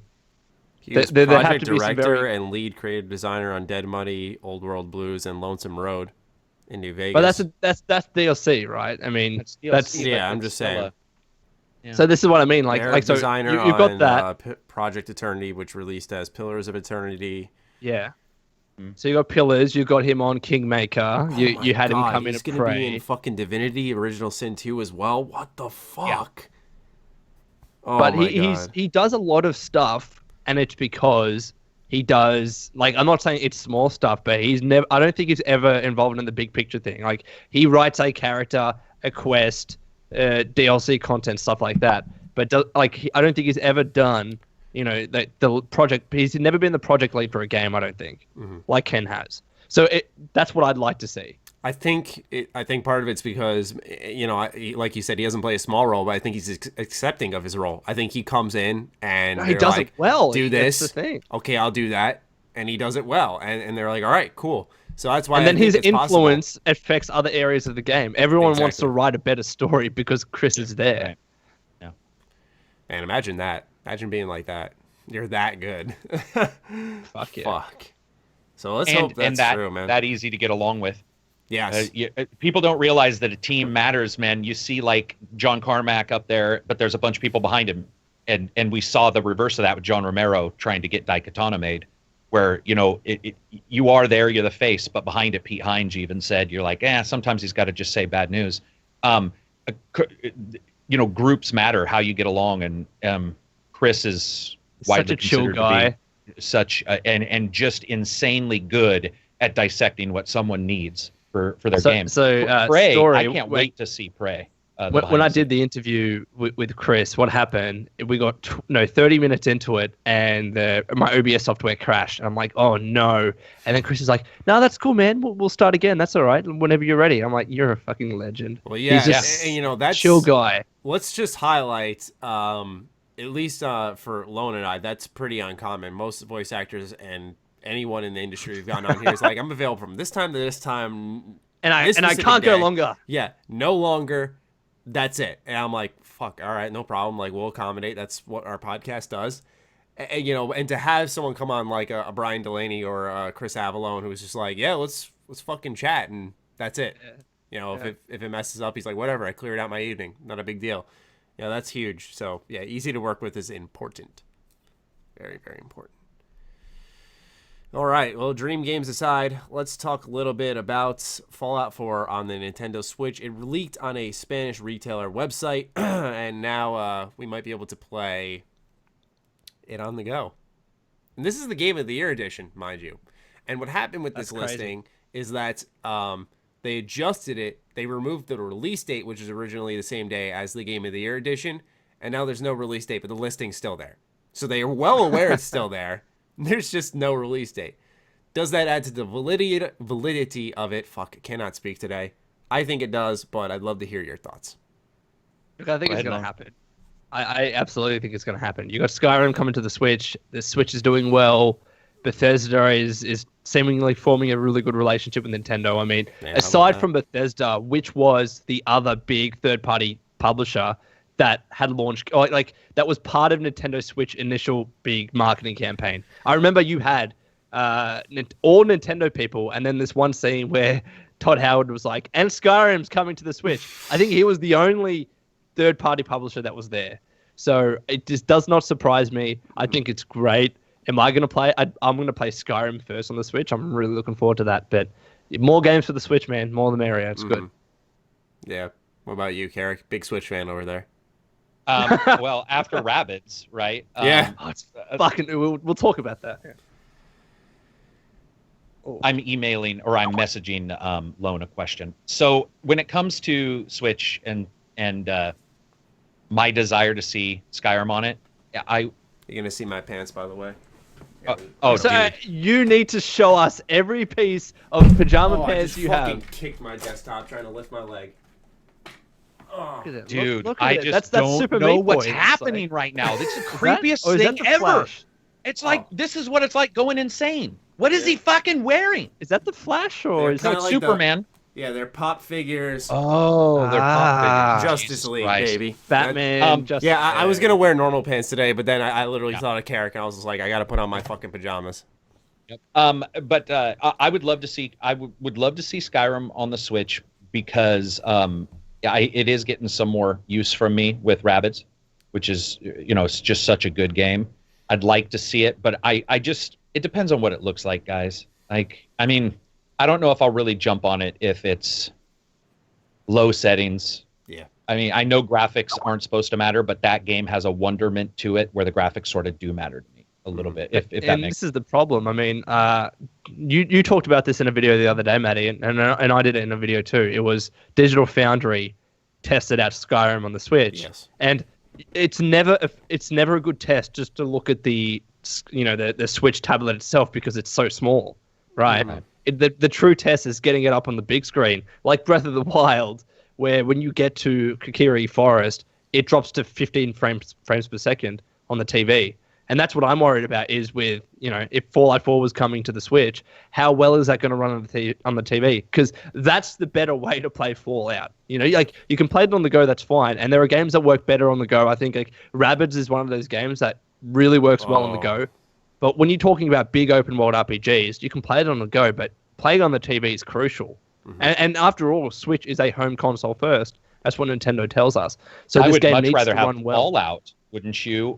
Because Fallout has the VATS, which works better on a handheld. Like the idea of Skyrim, there's no pause. And you can touch which body part you want to hit and stuff. That would be cool. Yeah.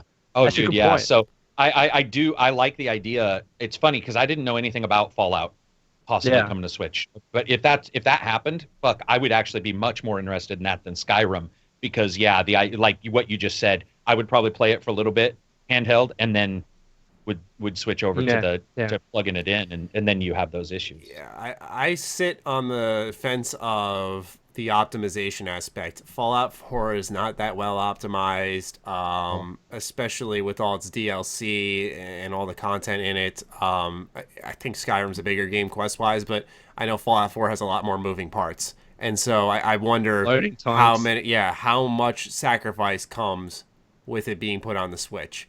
It's excellent, though. If it is coming and if it is like what we're hearing about Skyrim, which is a solid port, awesome. I'm really looking forward to that. I'll admit, when I first saw the news, I got like pretty excited. I was like, oh shit, like, I'd love to get back into Fallout 4 through the Switch, kind of keep a gradual playthrough going when I'm just chilling in my house, playing on the big screen on the go, take my playthrough with me. That's the beauty of the Switch, man, because I'm on the go a lot. Lone, I know you're on the go a lot. Karak, I know you are too. Like, I love to just take my Switch with me and keep that playthrough going. You get through games so much quicker too, because you have it with you all the time. All the time. On the train every day, I'm playing the Switch, and I've been in a bunch of games that I never would have, right? Mm-hmm. But again, it's the key. He fucking keeps playing that damn Switch. What is that contraption? but it needs to, like, Fallout is one of those games that I'd prefer to play on the TV, and it needs to run well. Yeah, see, for me, it's like the cool technical aspect of like playing it on the go. You'd never imagine it. I mean, they had remote play on the Vita, so I guess. But they like nothing had ever like this. Yeah. Yeah, so like, I guess they kind of have that NVIDIA handheld Shield. Ugh, no. Yeah, Fallout 4 on the Switch would be really cool. I'd like to see if they could actually get that done. That would certainly be something that gets me into it. Also, I mean, I gotta say, one of the coolest surprises was when they were showing Skyrim and then they used the Zelda or the Link amiibo. I thought that was a really cool surprise. So I'd love to see what crazy shit they put into Fallout 4 with that. That would be awesome. I gotta say, there's one thing that I really think Bethesda. I know it's going to be really hard, if not impossible, but there needs to be a way to transfer your save files to other consoles. I mean, fuck. I've got a different game on Xbox, different on PC. Now it's going to be different on Switch. I just want the one fucking character and play it on everything. But obviously, it's not going to work that way because if Fallout 4's on Switch, it's going to have different BSMs or whatever the files are called because it's different. Like it's just going to be it's impossible. It's a file format thing. Yeah.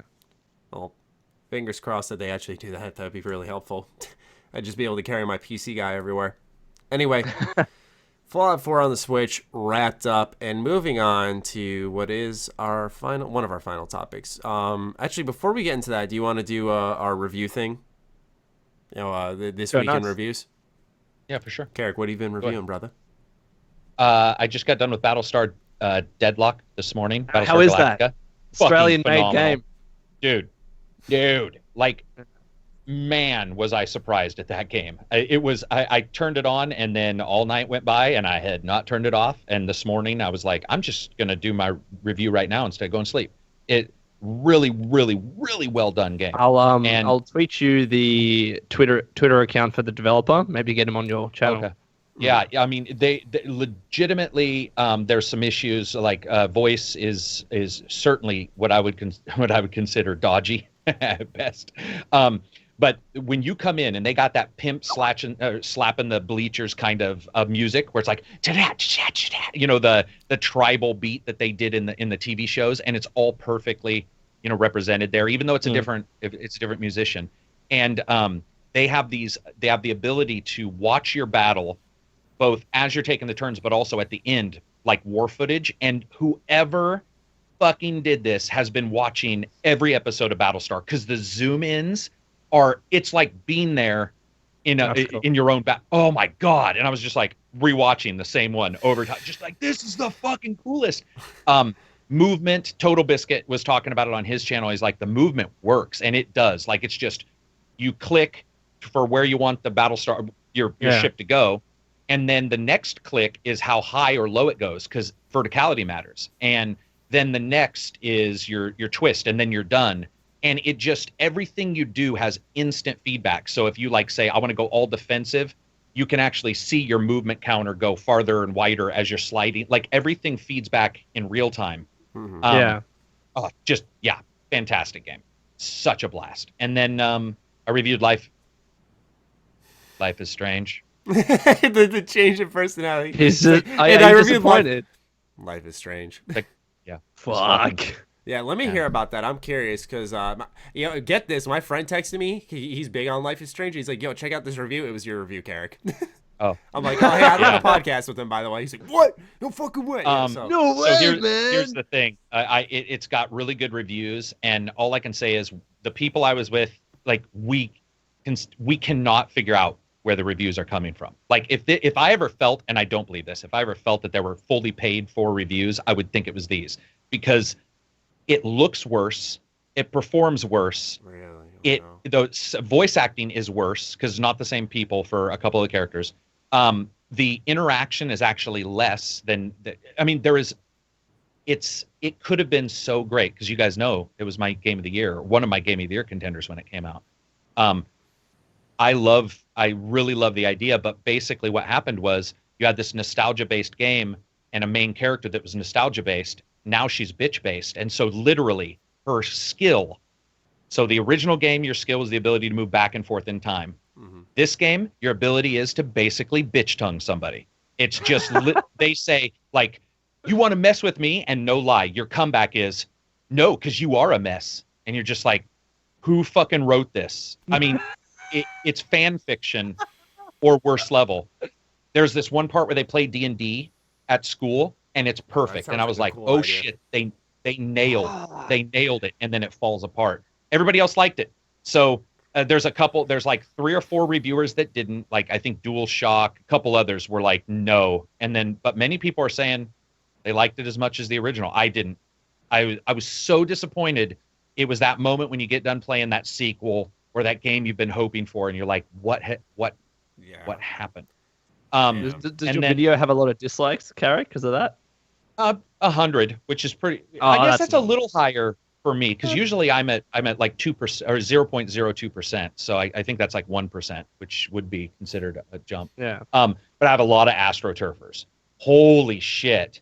I found a thread where they were like, "Hey, let's downvote every bad review for this," and they all showed up with their fucking same usernames from the thread. Fucking hell! Yeah, they're like, "You should buy it anyway," and that kind of thing. But what else did I review? That's Rabbids? It right now. Rabbids, yeah. I mean, but that was a while ago, and that game was fantastic too. So that's pretty much it for me. I'm doing some games, but they're unfortunately all NDA'd. Yep. Yeah, for me, on the platter for the future, where the fuck's my list? Yeah, that makes there's so many. You got to keep a list. Mario and Rabbids is the one I reviewed this week. I loved that game. It's actually really interesting because I wonder if imagine Super Mario Odyssey sucks and Ubisoft. No way. I'm just saying, just imagine it's not that good, or it's like okay. And Ubisoft is the one to make the best Mario game this year. Like, part of me kind of wants that to happen. That would be so fucking weird. But I love XCOM gameplay. It's one of those things that while you're playing it, you're like, why don't more games mimic this and try to evolve on it? Because Mario and Rabbids shows what happens when you evolve with that mechanic. It's a fantastic game on a strategy level. I actually watched a guy at GameStop completely, like, he was looking for a game for his son. He's like, what about Mario and Rabbids? He's like, nope. He's like, that's like really strategic. I was like, you know what? I would have done the same thing. I would have done the same thing. Yeah, but they have an easy mode, so it doesn't. The easy mode doesn't change the strategy. No, but it gives you all your health back. Your health so back, so when you get to the harder bosses or like deep into one level, that helps. Yeah, but like, that easy mode sometimes I thought was normal mode. I'm gonna be honest. Like there was a couple of battles. There were a couple of strings of battles on the fourth world where I was like, oh shit, I have 10 health on all of my characters. I gotta use easy mode and fill up. I mean, especially the smashers who come in with the big bricks and fucking hit you for like, dude, holy shit! I'm like, and every time you shoot them, they come at you. It's like, just die already. But there's that. On the platter for the future, I'm really excited now for Danganronpa V3. I've talked about this on the podcast a lot. They released a demo. A game company did a really good demo. Because this is one of those games I talked about that's very plot centric. It's a lot about its characters, and basically every chapter a bunch of people fucking die. And they didn't want to spoil that, so they made a whole separate secret chapter that's not canon to the game to introduce all the mechanics, to introduce like all the characters. And they and what's interesting now is because first impressions in that game are so important, you kind of have a taste of what those characters are. But you'll have some kid who I met who's like saying like, I lie a lot, and that's really dangerous because in the class trials, if someone lies and tricks everyone, then the whole class dies and the murderer gets away. So you're instantly going to go into the game having this guy pegged as like, he's probably going to try to kill someone at some point in time or screw with a murder or something along those lines. So it's really interesting for a game to offer that type of perspective. And also in a demo that was about like two-ish hours long. That's pretty long. That's a good, healthy taste for a game. And it was more so a treatment for fans. So that's another game on my list. Fuck the English language today. Dishonored, Death of the Outsider is another on my list. Destiny 2, skip. Life is Strange, I have a review code for. I might get around to it. Been busy lately, so yeah. But I mean, September is an interesting month. A lot of different games between Life is Strange, Dishonored, Death of the Outsider, Pokemon tournaments, and Danganronpa. It's gonna be a fun month. It's gonna be a fun month. Yeah, but for sure. For me, I don't think I'm gonna be reviewing a ton in the month of September. October, I'm gonna turn it up. It's really October. 10. Yeah, October. Karak, I feel sorry for you, man. I feel so sorry for you. I'm gonna pray for you every night, bro. He's gonna try and play everything. You know what? If I die while playing a game, there's far worse ways to go. Yeah, so it'll be okay. It'll be okay. Yeah. It'll be on live stream though, where I'll be like, so anyway, let's hope, because that would be awesome. What about you, Lone? What have you been doing?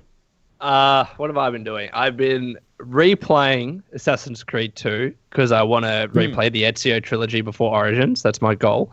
And I just finished Cave Story on the Nintendo Switch. Really cool game. I don't know if you guys have played it. Because I saw it when I was at GameStop. It's a pretty much like a platformer. It's kind of like a Shovel Knight, kind of. Okay. And you have different weapons that you can cycle through. Expansion. Oh no, I need to. But I needed a break from Shovel Knight. I put 20 hours into it, and it's like, all right, I'm done now. Yeah. I'm moving on. So I moved on to Cave Story. It's about 6 hours long. It has a bit of a story. It's a pretty fun game. The ending boss sequence, like at the end, there's 4 bosses, pretty much 4 boss fights that you have, and you never get any health upgrades. So it's one of those things where you have to keep restarting and make sure the initial boss fights that you have, you don't lose much health. Because when you get to the last one, you're going to be screwed if you don't have much health. So it was really fun in the end. But now I'm playing Rabbids, and surprisingly, like first couple of intro areas you went through, you're like, oh, this is a fun game. But then you realize how strategic it is. Like when you get to the first mini boss, you're like, all right, I've died twice now. What am I doing wrong? Like, what's my best strategy here? Oh, I've got to actually get up to higher ground. I get more damage done that way. It's harder for the enemies to shoot me when I'm behind a bigger block, because even though when you're behind a half block, that's 50%, chance that they hit you. They always fucking hit you anyways. So it's really strategic, and it's one of those games where I can listen to a podcast and play. And because of that, it's one of those games where I could sit down on a train and just play really easily. It's kind of like Mario Kart. So I'm really enjoying that. And then next on the PC, I think I'm going to be playing What Remains of Edith Finch this weekend, which is only a couple of hours. I'm really looking forward to that. Apparently it's really good things, yeah.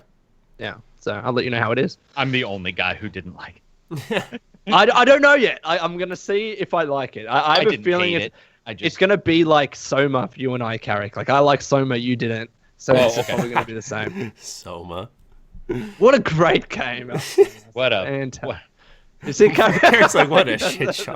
What a no, I can't say it's shit because there was a lot of great stuff in it. But you know how it is. It's like sometimes that game, some people love Tomb Raider, others like Uncharted, but many times you won't hear them like both, that kind of thing. It's just, for some reason, it just, exactly. Actually, now that I think about it, it might have been you who's making me think of this. Yeah.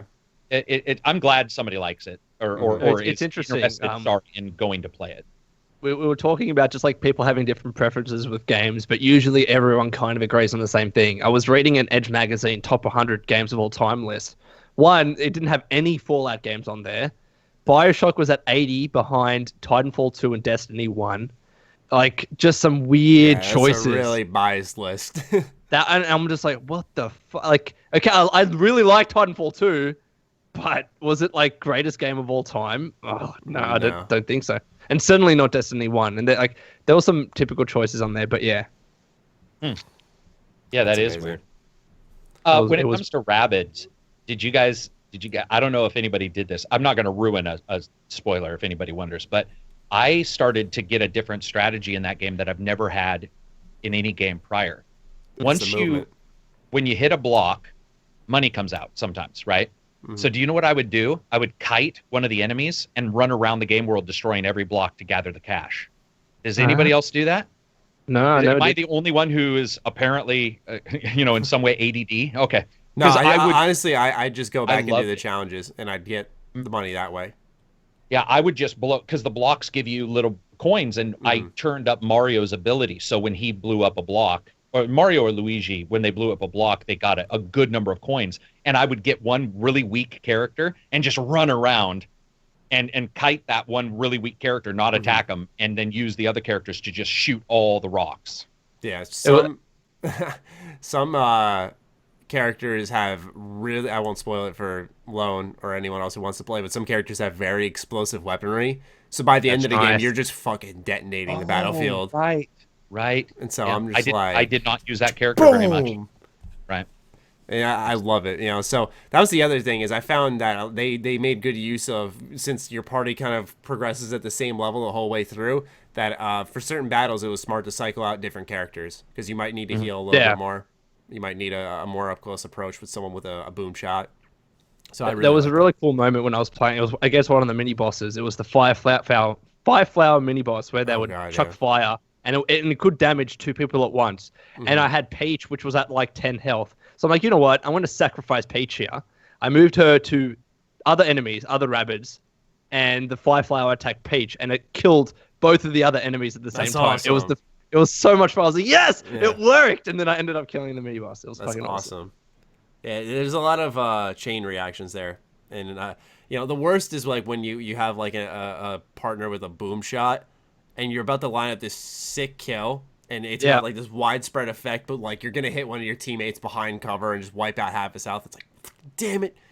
And you don't know what to do at that point. Hitting people with hammers in that game, very satisfying. Insane. She flattened them out. And the other thing I wanted to touch on is that game is nothing without the rabbits. I know the Mario characters are a lot of fun, but the rabbits I think it's everything so with the rabbits. Like they're the stars of the show. Yeah, they're funny, man. I was impressed. I liked them as a kid, but I didn't really think much of it. But like going back to them, I mean, they're the smart pairing. I hope they do like another crossover, like Mario Cross Mega Man. Oh my goodness, dream come true. Like the rabbits and the little robot, like. They make the game. Yeah, Beepo. Like Mario and Luigi and Peach, they're just window dressing like that. Yeah, they really are. You know? They're just kind of in. It's funny because they're in the Mushroom Kingdom, but it's almost like they're visitors to the Rabbids universe. It's really. Yeah. Although like the intro was really like we don't have to talk about it, but the intro just was weird to me. Like, I was so thrown off. I was like, this is a cutscene. There's voice acting. Yeah. They're in a really good graphics. Washing machine or something like that. Yeah. What is going on? That's from Rabbids. The time washing machine is from Rabbids. See, that makes sense. All right. To me, what caught, I remember laughing like for a while by myself when it dawned on me that the dudes that smash you with the big pieces that are reactionary, which I have to say, one of the best enemies ever made. Because usually you don't get that in a game. Usually it's I take my turn, you take yours. Yeah. And so when you find out that you shoot them, they take a turn before you can do anything. It changes the fucking game. Well, that's like Mario's power. Sorry. Yeah. Well, no, that's fine. What was crazy to me was they look just like I'll stroke him and call him George, Bugs Bunny, the Yeti that captures Bugs. And they look like a cross. And I don't know if that's on purpose, but that's one of my favorite cartoons. And I see these big dudes and I'm like, oh, that's creepy. They look like a Bugs Bunny, like a weird Yeti mixture. And their movement style and their way of attacking and the fact that if you are fucking stupid and you hit one of them and you've got a guy beside you, there's a good chance both of you are going to be hit for an insane amount of points. And that first time you realize you can't just tit for tat. You have to like be really strategic, and because there's such a high movement rate for everybody, there's not a lot of safe places in Rabbids. I noticed that like you almost all definitely are in danger. And dude, it was just, I don't know how to describe it. I've never played a game that said movement's going to be your main thing that you care about ever. Absolutely. I've never even heard of it, and it works, man. If anybody's thinking this game is like goofy, childish, it's skip first the first world. Yeah. So good. I mean, it's even one of those things where you could move anywhere on the map and you're still going to get hit. So the actual aim of the game is it's killing the smaller enemies first, especially when there's a mini boss. Everyone attacks one person, so that means there's one person less to actually deal damage towards you, because they're probably going to deal damage towards you no matter where you are. You can hide behind a big block, but someone's just going to fucking move around it and shoot you anyways. So you need to actually damage the small guys first, target just one person, kill them, and move on. It's that kind of game. It's pretty cool. Yeah, excellent game. Our last bit of news, and Karak, I'm going to let you take this one because you know more about it than me, is this whole Shadow of War charity thing going on. Yeah, so I'm going to try to be nice because other people have asked me to be nice about this. But basically, so Shadow of War, the Monolith team, they had somebody pass away from cancer. And, a lot of people are saying that obviously this wasn't them. This was, Warner Brothers. But basically, they put this DLC up, so it's $3.99 European. I don't know what that works out. Probably $1.99 for US. I'll have to check. You get Fourth Rog, which is a character that will occasionally appear to one-hit kill whichever enemy the character is up against. So he's like the VATS guy, Mysterious Stranger. Okay.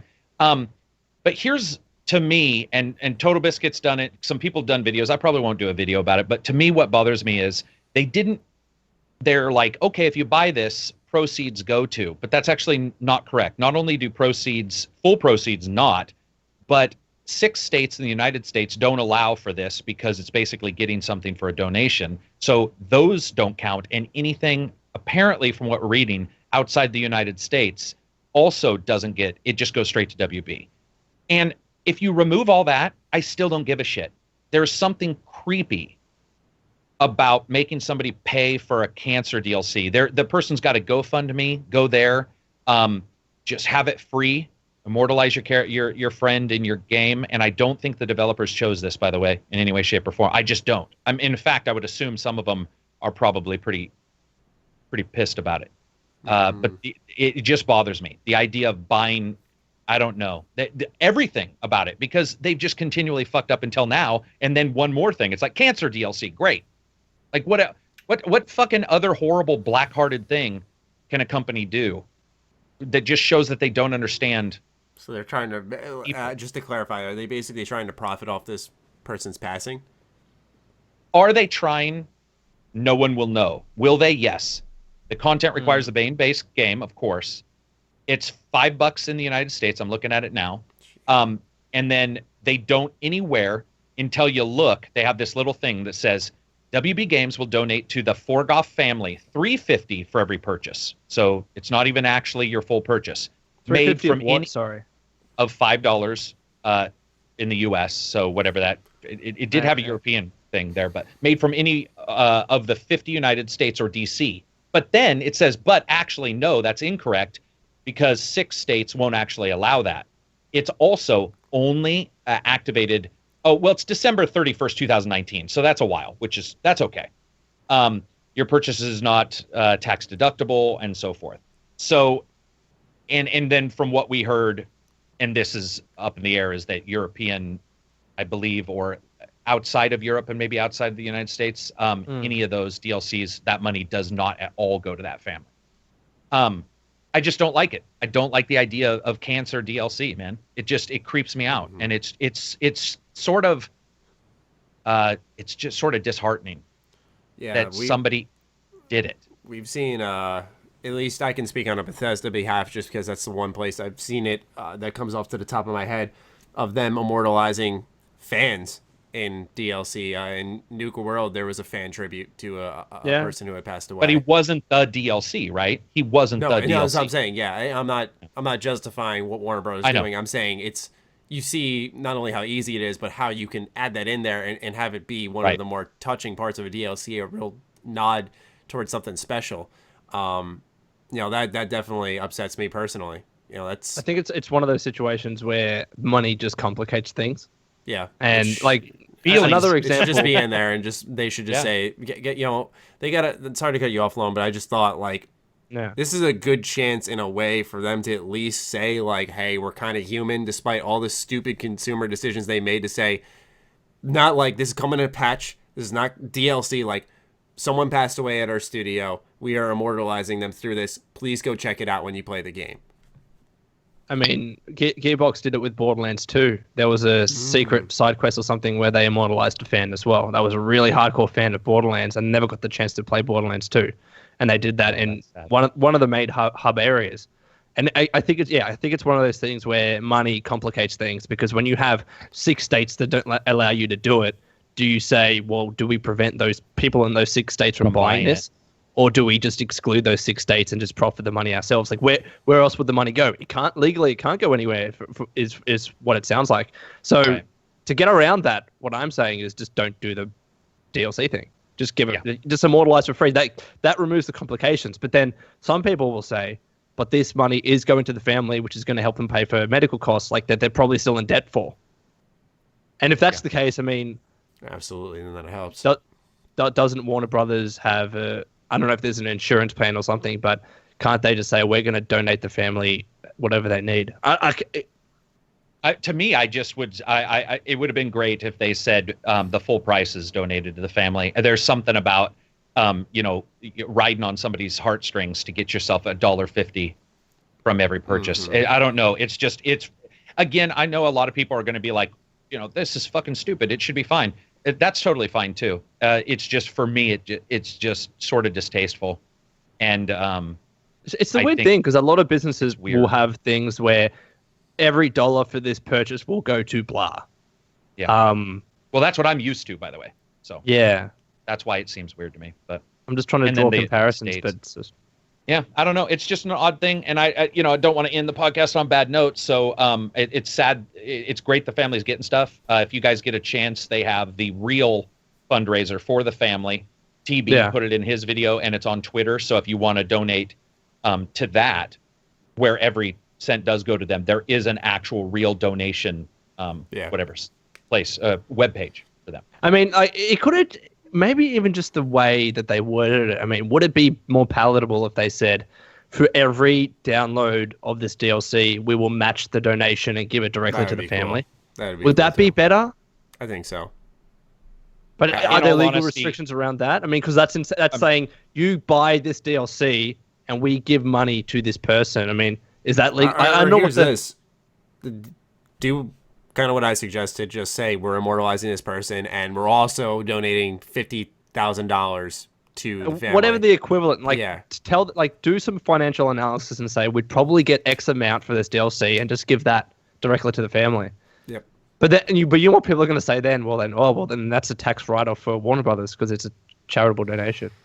That's why you can't. This is something you just don't say anything about. You put the guy exactly. You can win. You put him in the fucking game, and you do it out of the kindness of your heart, and you move on.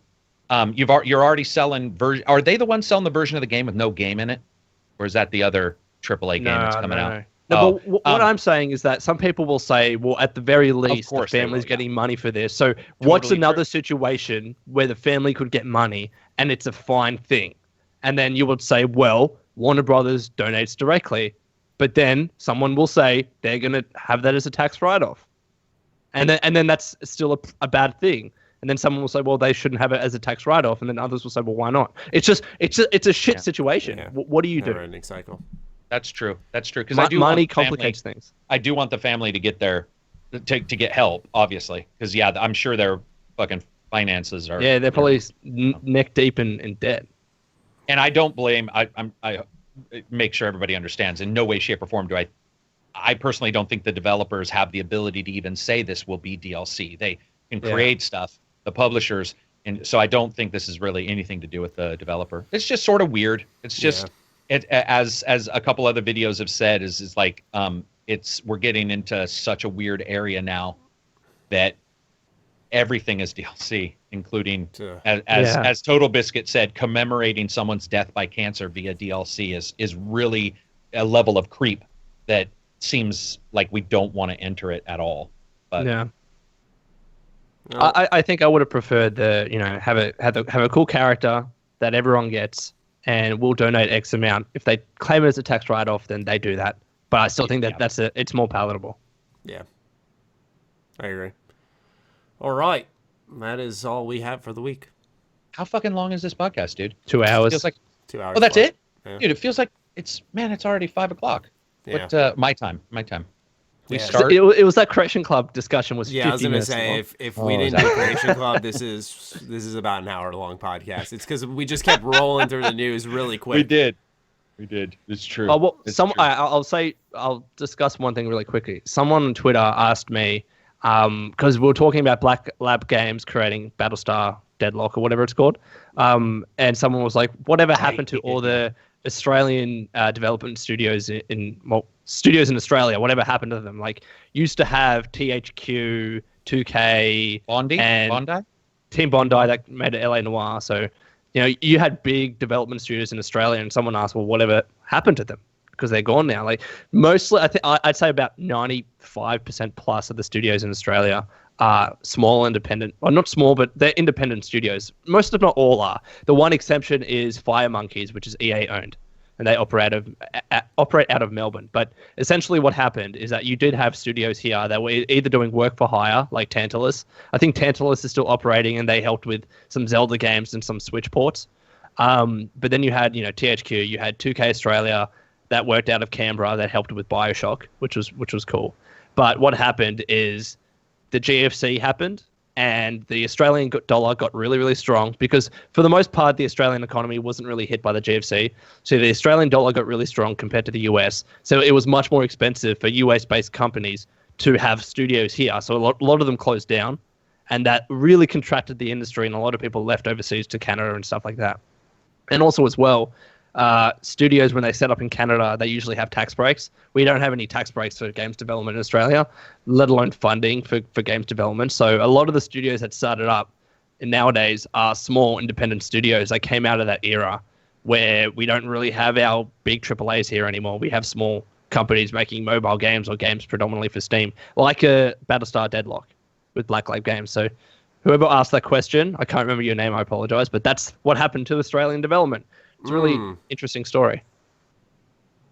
Yeah, I mean, like we were talking about on a prior podcast to this, Ubisoft is doing a big announcement for their area, and people thought it was Vivendi buying them, but now it sounds like this place where they are is going to pay them to create a development studio. And I've always wondered, like, how. I mean, I don't see that a lot of places, but I do see it some places where they're like, okay, we're going to pay, or we're going to give you tax write-offs, whatever.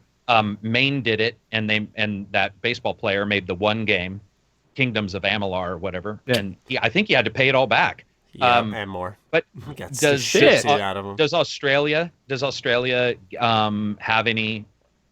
Okay, they don't have any tax breaks? Yeah, or something like that. Yeah, no, not like they. And here's the thing that pisses me off: they have tax breaks for film production and TV production, and also a location offset where, so let's say you're doing, like, for example, there's a studio called, I can't remember the name now. It's on the tip of my tongue. They create like cinematic trailers for movies and game dev studios. They actually created the cinematic trailer for Evil Within, but there's this one that was at E3, the really cool one. They made that, and they're based in Sydney in Australia. So they'll get a location tax offset for creating something that, while isn't necessarily Australian owned, it's like a Bethesda US game, the trailer itself is made in Australia. So they'll get a tax offset for that. But there's nothing for like pure games development. And there is lobbying efforts happening to try and get that in place, because you look at like a lot of provinces in Canada, like Vancouver and Nova Scotia and stuff, they have tax incentives for big studios to come there and make games. That's why you have a lot of studios opening up in Canada and also in the UK, because they have those systems in place. That might be where they're doing this, because they said it's the largest growth Ubisoft has ever had. That was their announcement, was that they were... wait, can you link that to me, please? Yeah, I'm trying to find it. It was just today, actually. It was brand new news where it said they're announcing a huge thing. I'm just looking real quick. I don't want to waste everybody's time. I may just send it to you after. But and they were saying it was the largest growth that you know what? I can find it. Actually, I know how to do it. Yeah. Was this on their Twitter account? It was on a bunch of websites. So Ubisoft Quebec to announce something company related on September 5th. It says, Ubisoft Montreal says, don't miss the biggest announcement from Ubisoft in Quebec in 20 years. Wow. On September 5th. And so there was the idea, you know, are they getting money for building their Quebec? Possibly. I mean, it's going to take place in the presence of the Minister of Finance of Canada. Yeah. I mean, probably be, yeah. They have tax breaks there in Quebec. That's exactly why Ubisoft is there. So it's probably going to be some sort of big announcement. But that's why there are no studios in Australia, because it's too expensive. I mean, the Australian dollar has gone back to the lower amount, but there are other countries with either lower costs of resources or developers, and they have really great tax schemes. So why start a studio in Australia? What's the benefit? Yeah, right. Interesting. I think the benefit personally is just all the weird creatures. Yeah. You can see that shit every day. No, but that's okay. Story. That's okay. I don't need to see that shit every day. I saw one video of some of that shit, and I'm like, whoever lives there has got some knocking on your balls. window. Like, yeah, what's up, man? Yeah, it's like I know that's what when you're just talking like, about. Yeah. Was it a video?